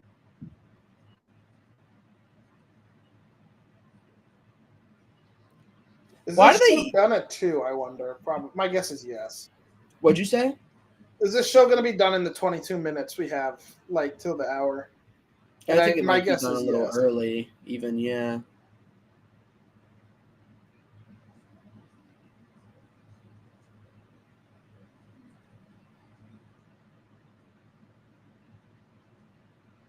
Here we go. Oh, never I mind. wonder if we're gonna get a like what Sami did with the bloodline, where one of the cult of personality people, one of the Judgment Day plays cult of personality. There goes Prime. This is more for Tyler, so I'll wait till he gets back. Yeah. No, sorry, I was listening. I just got distracted with a Prime bottle.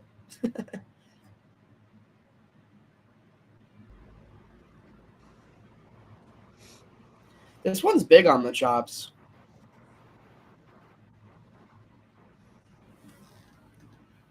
So Hayden, if you were a wrestler, would you go with the shorts like Drew? Would you do pants? Would you do jorts like John Cena? Like what would you?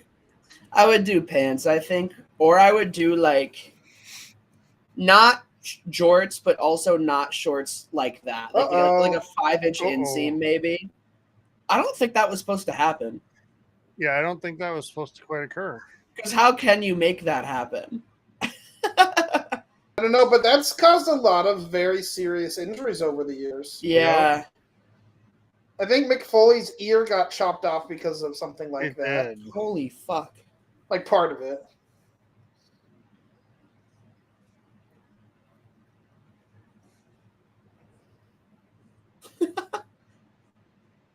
By the way, though, I've noticed in the last couple pay-per-views a lot of wrestlers slipping off the rings. And maybe, I don't know if it's a weather thing. Or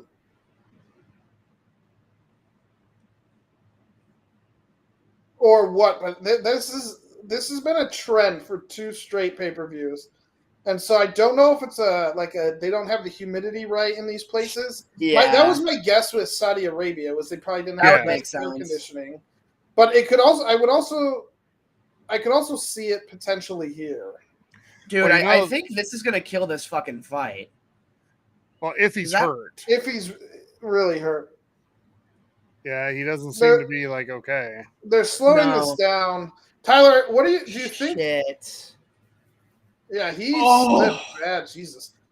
See, but it looked like he was actually going for that. I don't think so, man. But he aimed low with that foot. He aimed for the rope. Like it could be not a word. He's really exaggerating this. You know what I mean? Like I just and the ref didn't even do the symbol or whatever. Like he's probably fine. I'm really curious to see like the news after this if he's actually hurt or not. I feel like this is a way. Okay, let's assume for a second that this is all work. It's all part of the show. Yeah. Then this is a way for Damian Priest to be protected if he loses today. Yes. And not make him look like a weak, never should have been champion type. Do we get a Judgment Day pulls a Sami Zayn and plays Cult of Personality to distract Drew? Mm-hmm. That's a good move. I mean, we know he's here. He's coming out. It's just... Yeah. Do you think Drew will get distracted, or do you think Drew will finally just ignore Mr. Punk? I don't know.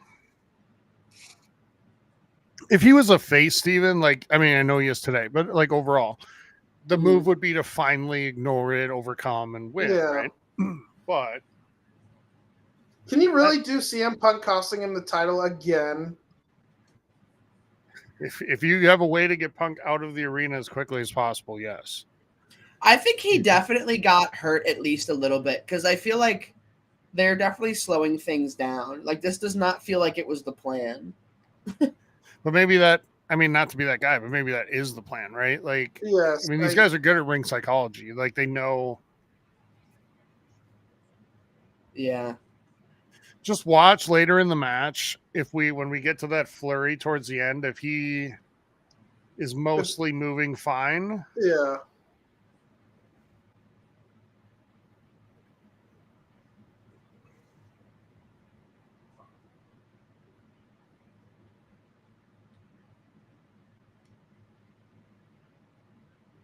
This does make me think it's a work, though. Exactly same. Yeah. At first, I was like, "That looks ugly," but then when they showed the replay, They should have never showed that replay in slow motion. It still did look ugly though, because it's like his head hit the and we know the edge of the ring is hard. Right. I'm trying to check Twitter right now and see if anyone knows.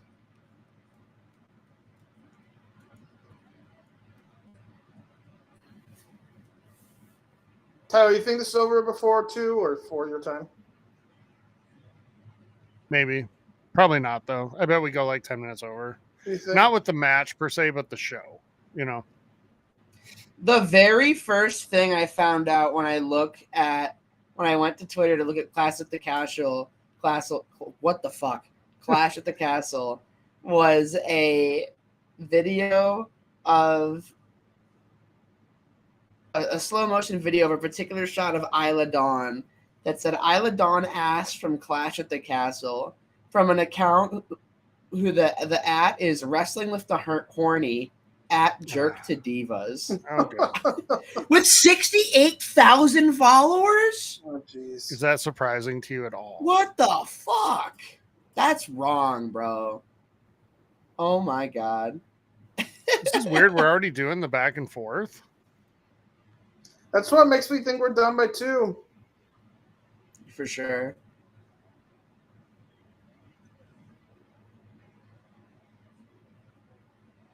See, when you look how he's pushing off when he has to. Mm-hmm. Yeah. Ooh. I'm not gonna lie, I forget which foot it is that hurts. It's the right. But he's walking fine there, so.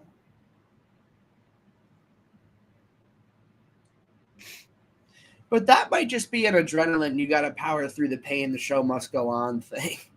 See, but now you remembered to emphasize it again. So no, he's okay. Okay. Hayden's being worked. I guess I am being worked. This is why they're really good at this, though. Like they're the best in the world at this stuff. Yeah. Oh yeah. If his ankle was broken, he wouldn't be doing fucking fly. Well, I knew it wouldn't be broken. Like, he just kicked him with it in the back of the head. Like, come on. Right. He's fine. Okay. I want to know. I can't wait for like the inside baseball. Of did he actually intentionally get tangled up like that, or did it just happen and they played it? It still out? couldn't have felt good though. Oh, I'm sure it didn't feel great, but I think it was intentional. I think it's a mechanism to protect him a little bit here when he loses. Mm-hmm. So, people aren't what like, the fuck is Drew doing? Kipping up. It's the kip up. He was like a cat about to throw up. Yo, he's really rallying the fucking crowd. Yeah, it's the Claymore kick. Oh no, it's the I mean, there's like the fucking Madden under pressure going on right now. It's like shake. His vision shaking. Look in my eyes. What do you Steven, see? does he come out during or after? Probably after, right? Well, if Drew wins, after. If Drew loses, during. Because I feel like if Drew wins this, you got to just let him have his moment, right? Like for a minute, yeah. Do any other nonsense. It'll be a couple minutes, I think, and then he'll come out and it'll be a stare down. Yeah. You know what should happen, honestly? Punk should win Money in the Bank if Drew is the champion. That would be fun. And then cash in at Slam with Gunther against or just Drew. like haunt him for however many months, and just fuck with him. Yeah, but then Gunther can't win at SummerSlam. True. When is the next like Hell in a Cell cage match type thing? Those are usually around Halloween, aren't they? Yeah. In October. They are. I saw rumors that looking at bringing the Bad Blood pay-per-view back this year for the anniversary of Taker Michaels, the first Hell in a Cell. Hmm. Which isn't hitting like a milestone anniversary this year, but it's still like it happened in October, so I guess. I don't know. Yeah. God, Drew CM Punk in a Hell in a Cell would be interesting. But CM Punk has gotten injured so much in the last Every time he's in the ring, it feels that's like why I worry about him in a ladder match. Yeah. You just do the Otis ending. Someone slips and throws the briefcase down, and he catches it. Most of his injuries, though, have been to his arm, his triceps or shoulder or something. Although he did hurt his ankle, didn't he? At one point or something. Stop trying to fly off the ropes, though. I don't think he. I think we need to retire that part of the arsenal at this point. Yeah, I'm not seeing a Hell in a Cell for this year. There isn't one. There isn't like a Hell in a Cell pay-per-view plan. Yeah, there might be Hell in a Cell at Bad Blood. If Bad Blood comes back, they'll do one there. Gotcha. Plus, we've got the War Games at Survivor Series in November. Yeah, because right now there's nothing scheduled for September or October. Yeah, it's just they haven't announced it yet. Okay.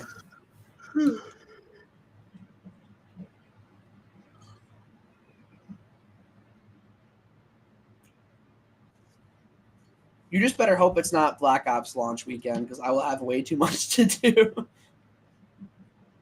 It's okay. You can put it down. Take a 3-hour break. Let your brand new Xbox cool off for a couple hours, and you know. Ooh.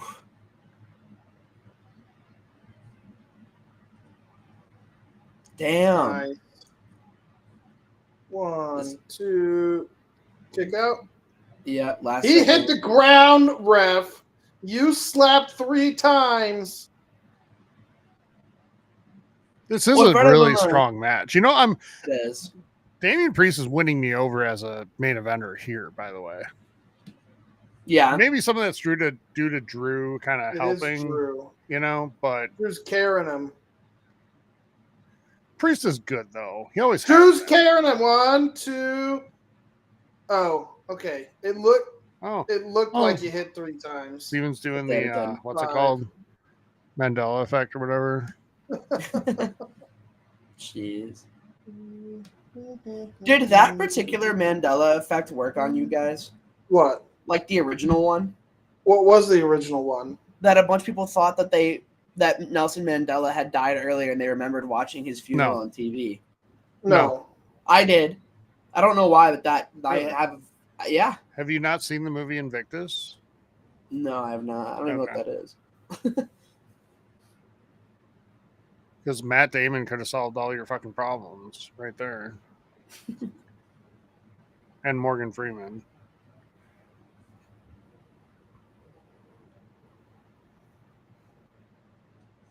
Oh. Here comes the chop house. Oh, maybe it's just one. Whoa, ref. The ref got out of there. Oh, that was impressive. That was like surprisingly. Oh, now the ref's hurt.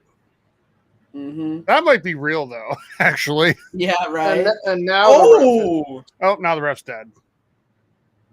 Now do Judgment Day come out? Yeah. So what happens if you kill the ref? Oh, but Damian, you knocked the ref out, so.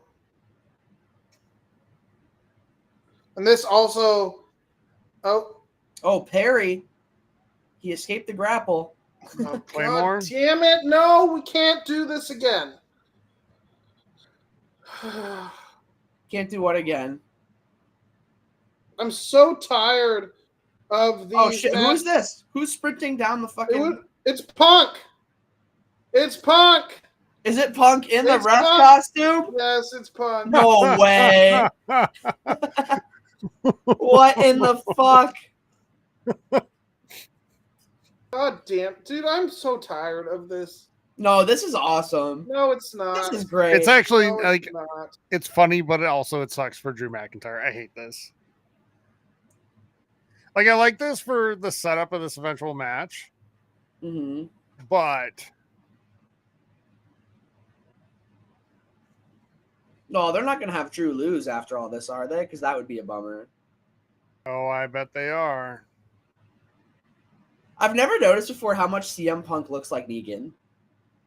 Yes, he really does. He would have made a great Negan. I love Jeffrey Dean Morgan. I'm saying I think he also could have done it. I'm done. I did not realize. realize. You see the guy flipping him off?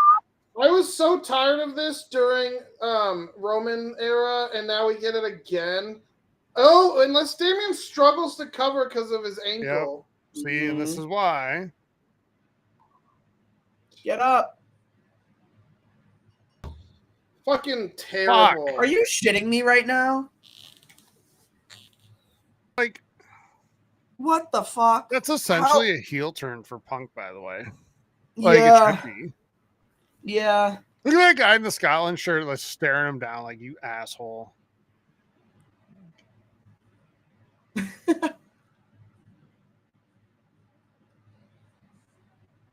That's classy by Priest, by the way. What? You can see when they're head to head like that, Priest is basically telling him, thanking him for a great match. And I agree, Nicholas. This was a god awful pay-per-view. How many times can you do this to this man? How many times can you do this stupid ass storyline? They did this shit with Roman for 3 fucking years, and you do it again. It's fucking garbage. It is so tiring. It's so boring. It is so boring. It is so fucking boring. No, and then Drew's not going to get a fucking title shot for like another 6 months because apparently we're just going to pretend that like he didn't fucking win this match. This is so stupid. I can't believe they do that to him here. It's so stupid. I'm so fucking tired of it. I'm tired of it. They should not have. They should not have had him. Like the CM Punk moment was cool, but I don't think it makes me hate fucking Damian. Have him lose. It makes me hate CM Punk. It makes me. It's just so fucking boring. God damn it. Tell me how you really feel. I know you're fired up about this. Very. So I like Drew. I find him. I find him as a good wrestler, and then he gets fucking this shit, and now we have to wait on him to CM Punk whenever fucking he's gonna come back and just get injured again and fucking ruin that story. Like this was gonna happen.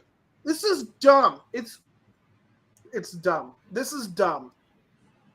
Yeah, that was unfortunate, man. That was bullshit. Because I feel like the fight, because there were several fights tonight, and the main event should not have ended this way, where it didn't look like the final hit that was taken didn't look like a finisher. Fucking shit out of CM Punk in their first match. Like, just beat him to a pulp. Like, that's ridiculous. All CM Punk did was kick him in the thigh. I hope fucking Gunther kills. No, and he kicked him right in the nuts. Whatever. Actually, but you know what I mean. God damn it. Nicholas, I'm exactly with you. They did this with Roman. 3 years. 3 years of this. And we have it again. It's like I fucking sit here for 3 hours watching garbage just to have an end of garbage. It's so tiring. It's such a waste of time. I don't want to watch your weekly shitty ass TV when you give me this stuff. God damn it. Yeah, it is definitely weird that it feels like the pay-per-views are supposed to set you up to want to watch the weekly shit, which is the exact inverse of how it should go. And also, we need clips of this, by the way, to put on socials of Steven just losing his mind. I'm with you. When's Drew's next title shot? Fucking Mania? Like, he might get a shot at the Intercontinental title, Steven. That was tough. It was unfortunate. I thought that was a good fight, but the ending was just... The match was good. Incorrect. I'm glad I still have my fucking Saturday, because if this ended at like 9 and 10 o'clock at night, and I was like, I have like an hour before I go to sleep, I'd be fucking pissed.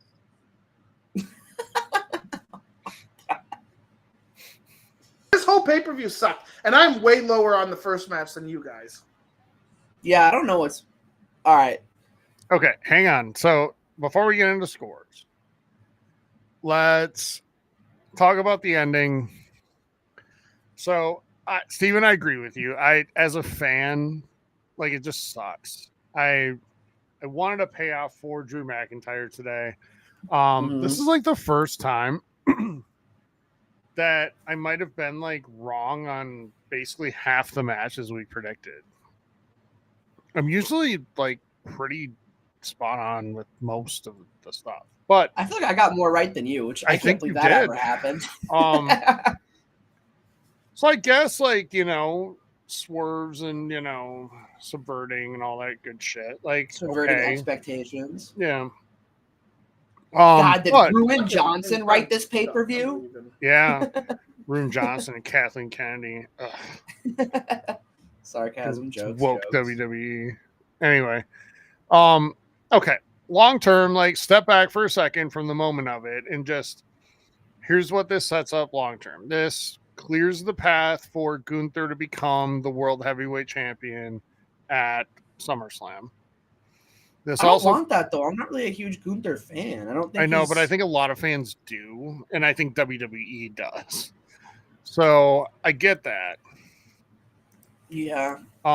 It also clears the way for what's probably going to become a trilogy of matches between Punk and Drew. No, it's not, because Punk's not going to get fucking injured. Okay, Steven, let's be a little, just tiny bit optimistic. Stay with me for a second. And let's pretend that we don't have to stretch him into the third match, okay? And just, you know. So this match at SummerSlam is definitely happening, right? Like, oh yeah, he looked healthy enough that they have to. You think that's main event of SummerSlam? Is Drew versus CM Punk? No, it's going to be Cody against Cody and Solo. Or is it? Yeah, or Damian Gunther. Cody Solo and Roman will come back. And what I can't wait for the most is when Paul Heyman just comes like sprinting up the aisle, dropping to his knees in front of Roman Reigns. Like, thank you, you know, for coming back. But anyway, we'll get a trilogy of matches if everybody stays healthy by ramming Punk. That will probably culminate in that Hell in a Cell match we've been talking about for a little bit at Bad Blood if that occurs in October. Because that lines up perfectly. August, September, October, right? If this happens and Drew wins that third match, does Drew win the first match, or does Drew lose the first match out of just sheer... They'll split the first two. So, but how, though? Like, I don't know. We need to see how it plays out on TV. Mm-hmm.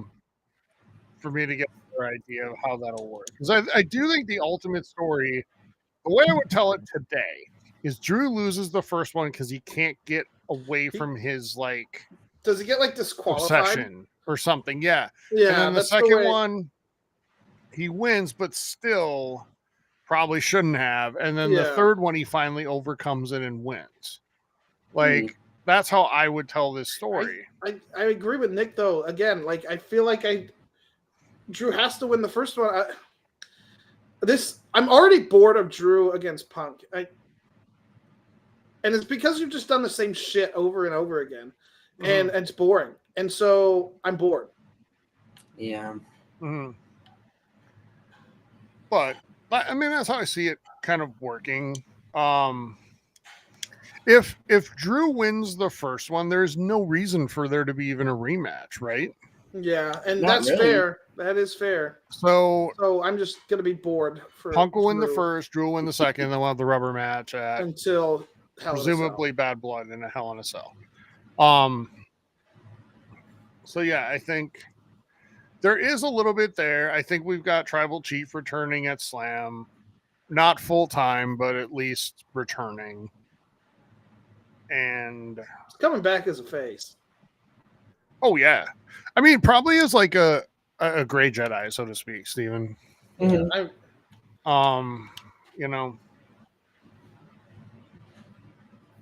I still think he'll be him, but he won't be Solo. And they're trying to make the rest of the bloodline so like violent and bad right now, right? That crowds are chanting, "We want Roman" every Friday night. So, all right, match by match. Cody v. AJ. Steven, you go first. I know you didn't like it as much as we did. It's 3.5 stars. It's fine. It's good. The Cody, like, hitting them after was good. It was very prototypical wrestling match.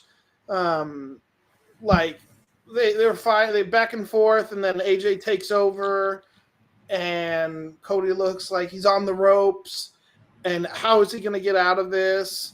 And then Cody puts him, it comes back and it's fine. It was good. It was entertaining. It kicked the show off. High energy. Yeah. 3.5. Okay. Hayden, what'd you think? I'm at a 4. I came think down a little bit. I'm at a 4.5. It's going to depend, right? I think it was. We'll see how like the legacy of it stands up, right? But I think that was definitely, if I'm going to put a word on it, right? It's more about the discussion than the number for me. And I think that was a great match. Like I think that was almost not WrestleMania main event quality, but like WrestleMania middle show quality. Okay. That was a really great fight, and I loved the versatility of it. I loved the pacing. I loved all of the props we got in and stuff. And so I don't know. I think at this point it's very hard for me to get invested or excited about a fight with Cody Rhodes because they're the most predictable battles, period, right? We know he's not losing that title anytime soon. But I think they did a good way of making that one engaging by just how much is going on. Yeah, and if you like something, like it. I mean, own it, and just roll with it. Like it's okay if somebody else doesn't like it. No big deal. Like in a couple weeks, Steven's gonna love Horizon. Yeah, baby. And I'll have to talk him back down a little bit, but it's okay. I thought it was a 4. I think it had a lot of strengths to it. I think storytelling in that match was very good. I think you're seeing 2 of the best in the industry right now going head to head. The problem is we all knew the outcome. Mm-hmm. So if they had the same match with, me walking in being like, I have no idea who's winning this, then it probably would have been a 4 or 5 for me. But that wasn't the case. So it's a 4. All right. Second match. Triple threat tag teams. Botchapalooza, the match. Oh yeah. Jesus Christ. That's a freaking 2, maybe even a 1.5. It was bad. Mm-hmm. The ending was bad. The middle was bad. The wrestling was bad. Everything was bad. Everyone looked bad. No one came out of this match looking good. There was no silver linings from anybody. It was badly done all around. Maybe even a 1. I don't know if I can go as far as a 0, Nicholas, but it was not a good match. Even the ending felt weird. Like we were all like, really? Yeah, it didn't feel like it sets ending. Women's wrestling back, but it's not a good look. It's a 1. It's a bad match. It's a horrible match. It definitely looked a little amateur, right? And even it felt like they didn't practice it enough. Like it felt like there was. That felt like a match you would see in a high school gym. You're right, Hayden. When I watched the movie The Wrestler like a few weekends ago, and there were some matches like in a high school gym. And that's what this match looked like. It would be like a match you would see there. Yeah, terrible. I feel like this is a 1.5 star. I think I was pretty disappointed by it. It took me out of it a lot. Bianca looked bad, and Shayna looked bad, and both of those are supposed to be 2 of your. Yeah. Well, Bianca's supposed to be one of the best wrestlers they have, and Shayna's supposed to be in that second tier, and both of them look bad. Jade Cargill looked awful. And it's a shame. I was kind of looking forward to it. I think the potential of having that many people all going at it at once was really interesting and exciting, and they just didn't deliver. It always underwhelms, though, Hayden, every time you have that, and it sucks.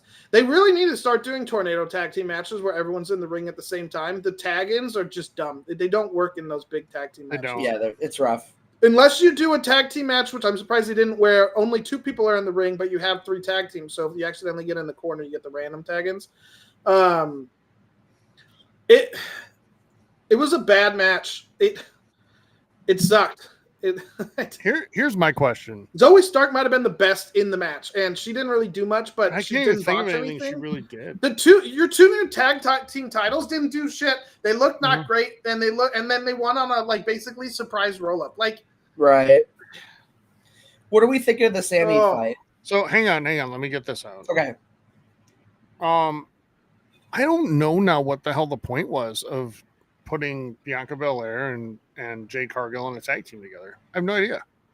Because my understanding at first was okay, this is actually a good move because now you get to grow Jade Cargill's skills while having some star power in the women's tag team division and elevate other teams along the way by putting them in big matches against good talent.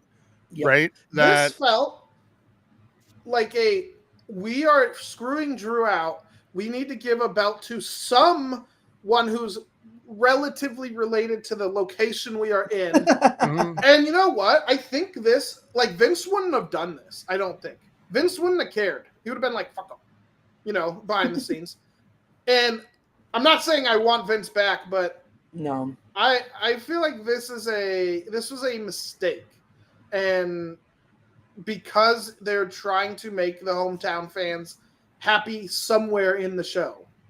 And if Bianca and Jade win this back within the next couple of weeks on weekly television, then okay. I think it'll be at Money in the Bank. Yeah, it could be. Mm-hmm. But I just don't. I don't know. I don't see. I don't know. Can you have women's tag team matches at Money in the Bank? You need a lot of your top talent in those Money in the Bank matches. Well, do you trust Jade in Money in the Bank right now? Oh no, but we put Raquel Rodriguez in one, and she had Botchamania in one too. Like, she didn't hurt anyone that we know of, but But anyway, this for me is a 1.5 star match. It is, and I hate saying that. I don't think I've ever rated a match that low. You said 1.5? Yeah. It's like 1. Dude, that was bad. It's unfortunate. Like, I don't think I've ever rated anything that low though, Steven. Like 1.5. I don't. Can you have a half star match? I don't know what a half star match would look like, but I feel like this is relatively close to. Like to me, a 0 to half star match is essentially like when Kevin Nash just the finger poke of doom when Hogan just came out, poked him in the chest, and he fell over and got pinned. That to me is that. You're not even really trying, and you just lack any sort of competence. Like, these are all professional wrestlers in the ring, so okay, Nick was saying he thinks to get rid of the women's tag team titles, and I'm not opposed to that. I think the women need a belt that is underneath the main championship belt, and I don't know if getting rid of the tag team titles is the move, but I think turning one of the main belts into a intercontinental for women type belt wouldn't be the worst idea. But I don't know. There's not enough women to have a good tag team division. And all the Iconics were not the best in ring, but God, they were so funny on mic that it made it exciting to watch. This was bad. Let's move on because all right, we got Intercontinental Sami v Chad Gable in a result that I think was probably disappointing, but it was very much meant to set up Monday Night Raw. Yeah, in a very cliched way, and we that was a theme of the night. Let's cliche all these matches, like everything, the similar script for how they're so bad. Yeah, I think it was a 2.5. I feel like that was like a dead average. It was just kind of. There was some good wrestling. There was some good moment-to-moment action in there, but I don't think it really there's not – like, I was entertained, so I don't think it was a bad fight, but I think it was just okay. I don't think there's really any moments I'm going to think about or revisit, and I don't think the storyline was there either. So for me, it's just dead middle, Steven? So if this happened on Raw, which it should have, it would have been a 3-star match, probably. Having this at a pay-per-view, which means the story continues on Raw, this is a 2.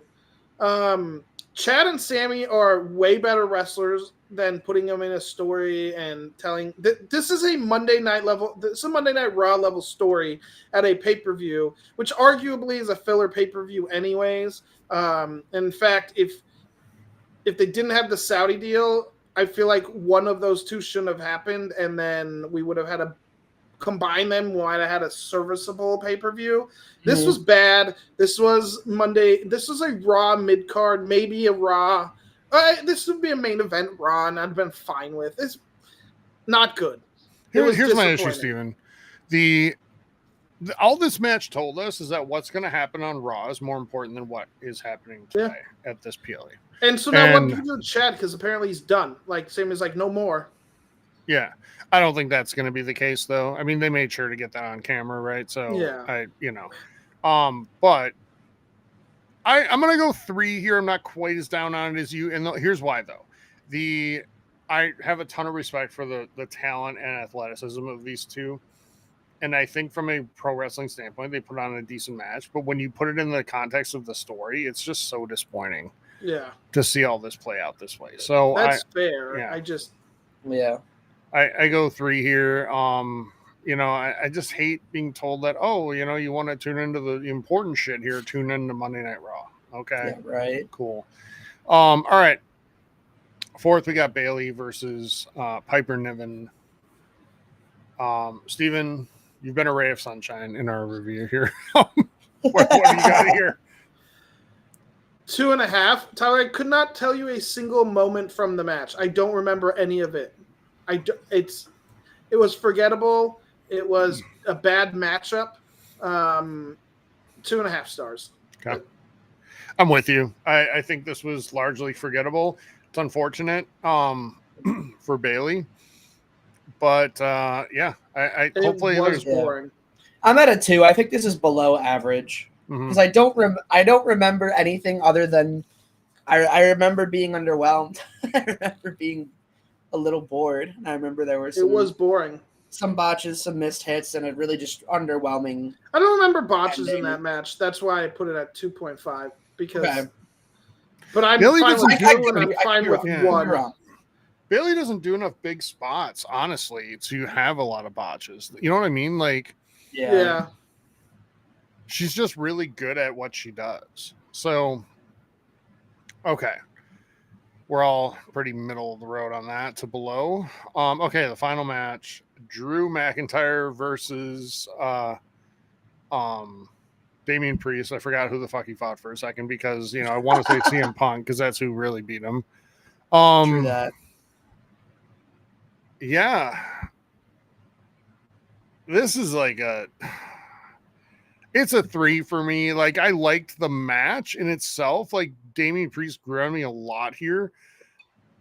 But my God, the ending. Come on. Like, you can't tell me you don't have better than that in your creative. Yeah. That ending was really disappointing and really unfortunate. And not, like, I feel like that would have been disappointing of an ending for even just, like, one of the middle of a night match. But the fact that was how our main event ended was pretty overwhelming. With that being said, like, that's what sticks with you, right? It's the most recent. It's you do have to kind of nail the ending. But I think, like, without that ending, this is like a 4, maybe a 3.5 fight. Like, the moment to moment was really exciting. We were guessing, it had us guessing, mostly me, right, about was he actually injured or what. And that moment when he got all caught up in the rope was interesting and how that impacted the rest of the match, right? But I think I'm going to come down to like a 3. Okay. I think the ending drags it down a bit. I think this is a bit. I think it is still an above average fight though. Like, I think this was decent. It was fun. That ending, Steven, is something that you see on Raw, like a main event of Raw, because it's a hook to get you watching next week or for the pay-per-view, Mm-hmm. And to have, like, here's my issue, and I know it's your turn to go. I'm sorry, but Scotland gets a pay-per-view like once every 10 years. I know. And then you give them this as an ending. Like, it's such I feel bad for the fans. And it's such a slap in the it's such a fuck you, honestly, to do this to Drew in his home country. That's what I feel like. I feel like I was disrespected as a wrestling fan. I fucking hate when people say that shit. But I do. The match was pretty good. I think the like botch that probably wasn't a botch and more of a work, like a worked botch, if that's a thing, I think was designed to make us think that Drew was going to win just to pull the carpet out from under us. Yep. And I would normally be okay with that, like, and be happy that they were able to pull the carpet out from under me. But my problem is we don't live in a bubble. We have seen this so many times at main events for the last 3 years because they did it all the time with Roman. Yeah. And it was so exhausting. It's why he was so tired of Roman so early on in his championship run, because that's the only way he'd win is if someone came and helped his ass. And it was boring. And it wasn't until like the tribal chief stuff started happening where it became a little bit more interesting. But I'm so tired of wrestlers losing because someone else interferes. And it's been told so often, and it makes me think you have nothing in creative that can do anything different. We're just going to tell the same story and just change it just a tad. Like, don't copy my homework. Okay, I'm not copying your homework sort of thing. Like, this is bad. The wrestling in the match, 3.5. Sure. The storyline in the match, a 1, because it's exhausting. It is a slap in the face. You can't tell if the crowd went silent, and I don't know if that was a good thing at the end, because there's silence out of shock and there's silence out of like pissed off. And I was pissed off. Yeah, and it's a fuck you to Drew, who has been very good for the company, carried wrestling when wrestling was in like its lowest lows. Not a great time. We had some good stuff during COVID. We had some really bad stuff during COVID. Drew was good. Drew deserved his moment. I don't care. I just want to see him beat the shit out of CM Punk now. Yeah. Like, just... I think this is going to do a lot to set up a thing where, like, the fans are pretty divided, you know? Yeah. And I think that part will be good. But can we just pull the curtain back for a second and just analyze this for a minute? Like, okay, is anybody going to fucking buy that CM Punk was like, you know what I'm going to do? I'm going to put on this referee shirt and I'm going to stand here just in case the referee gets knocked out cold and Drew gets an opportunity to win, and then I'll run down and screw him over. Yeah, you knew the camera stand angle here in this shirt just for this. Yeah, it was... Like, did the referee get knocked out in any of the other matches tonight? No. Almost in one, I think. Almost in one, but no. So, like, you're banking on something that hasn't even happened. You flew all the way across the ocean on something that has a percentage chance of less than like 20% of happening. I hate that I care like so much. That's the worst part. I care about the storytelling because I get invested in how I spend my time. But that's the thing. Like, I mean, right now I have summer off, which is great. So I have a lot of free time. And so, but before I don't have that much, you know, I'm working a lot and doing all this stuff that needs to be done. So I have limited time. And then I spend my free time 3 hours, 4 hours sometimes doing wrestling content, watching and reacting. And so I do care. I want it to be enjoyable. And it has been a little bit. It has largely been this year. And this was a really unenjoyable pay-per-view. And it is frustrating as someone who I love Drew McIntyre. I sold on it. I got sold on him almost immediately. Like, his match against, I think it was Brock, was at WrestleMania. I don't know if you remember it. It was Brock came in, did like 15. There were like 15 finishers between F5s and Claymores in that match. And so it wasn't the best way to start. But then his match the next week against, I think it was, or the next pay-per-view against Seth, was really good. And that sold me. And then this, it's bad. It is so short-sighted. It's not smart. And you're putting all your eggs in the basket that CM Punk, who has been injured like 7 times in the last 3 years. He has suffered a significant injury in each of his last 3 matches. And the one was a Royal Rumble, which wasn't even like, he didn't need to wrestle for 30 minutes. Yeah. I just don't get it. I guess the problem is, and here's where you backed yourself in a corner. Gunther's winning at SummerSlam, so Drew can't lose his first title defense, and I don't think he would have wrestled at the Rumble or at what's it like? Money in the Bank. Money in the Bank. I hope Drew wins Money in the Bank. Like, I hope Drew wins it. But he's not going to, because in fact, Steven, I could see him being in it and Punk screwing him out of that too. I'm just preparing you right now, just getting it started so you can just better not. I don't want to, like, I want to watch Raw on Monday for like the Alpha Academy to see what happens and the comeback of Uncle Howdy. But I also want to not and like boycott wrestling for a minute because I'm sick of it. Here's why I'll tell you to watch Monday, okay? And it's not a great reason, but it's not a good look on them. But I think this is what happened. I think they knew their plans for Money in the Bank 2 weeks ago, and they still had to put this event on. So this became a relatively meaningless event where it was going to be used to drive forward storylines that they already had decided on. But not for anything consequential to really occur. And the tag team thing, okay. So then I guarantee at Money in the Bank, I'm calling it now. Calling my shot. Both Jade and Bianca are in Money in the Bank, and one of them screws the other one out of winning the briefcase. And then we get that fight at SummerSlam, probably. Yeah. And there you go. There's early calls. Who do you think is winning the men's Money in the Bank briefcase? I can see it being Jay. I'd love for it to be Gable. I think it's Logan Paul though, and I hate everything about that. And I'm about done with all of this. I like that idea significantly less now than I would have 2 weeks ago. The thing he did this week makes me just so against him. Yep. Like, I liked him as a heel wrestler. I thought he was entertaining, and now I just hate the person. I can't. Hate him. Mm-hmm.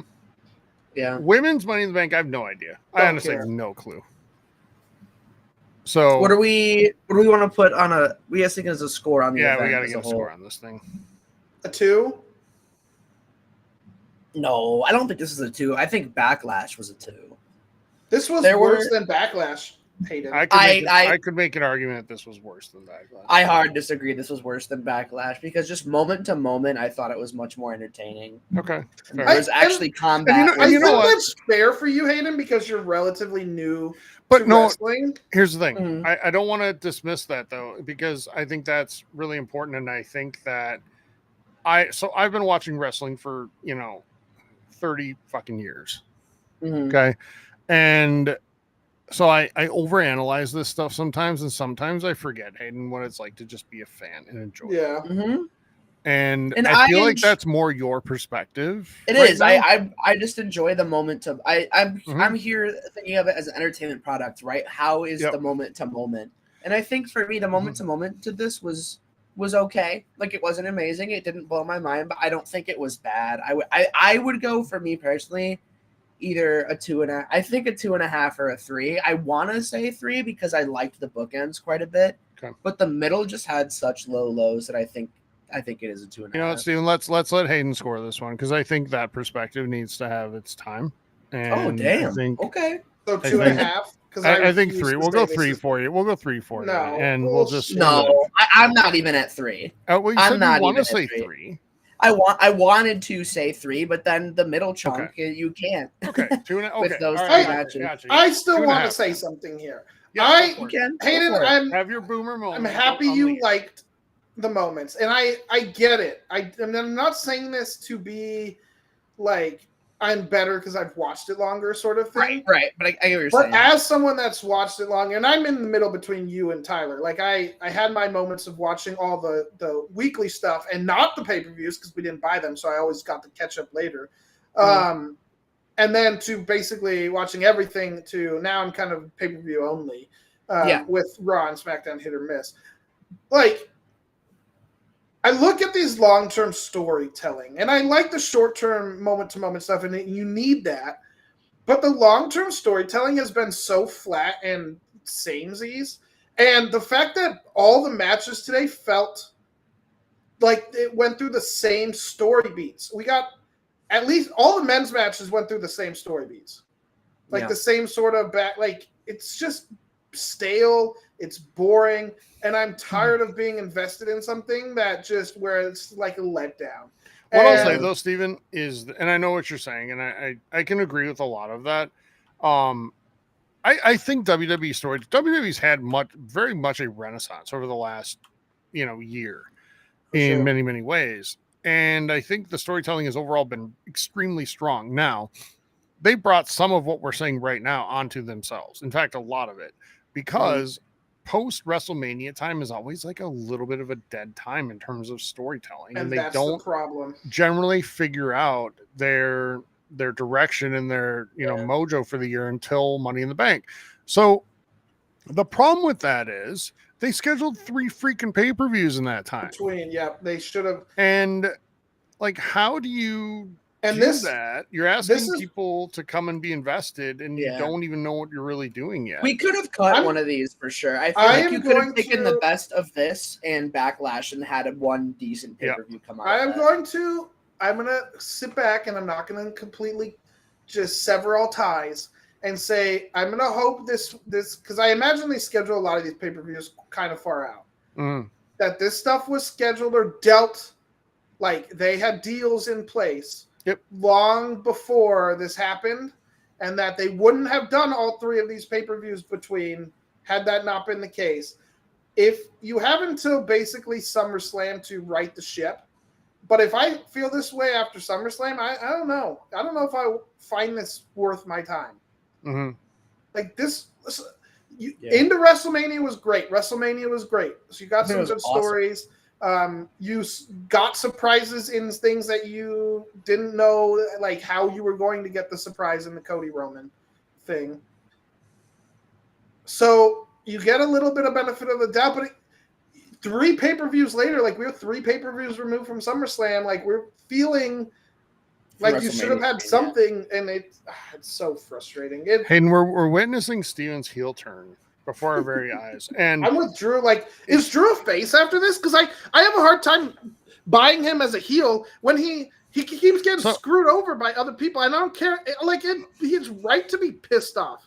I think the beauty of Drew's character right now is that his gripes all have validity, but what he does about them is not always good. And I saw someone else say that, but at this point now, like, how are you supposed to react to this without just being completely pissed off? I know. Yeah. I hate that I'm mad right now about. Hayden, I can't wait to watch Steven doing these in like September when he's just here out of total bitterness and hatred and just enjoying life. Anyway, all right. I think this is a good point to wrap it up. If you can't tell, we had a great time watching this pay-per-view, and we hope you did too.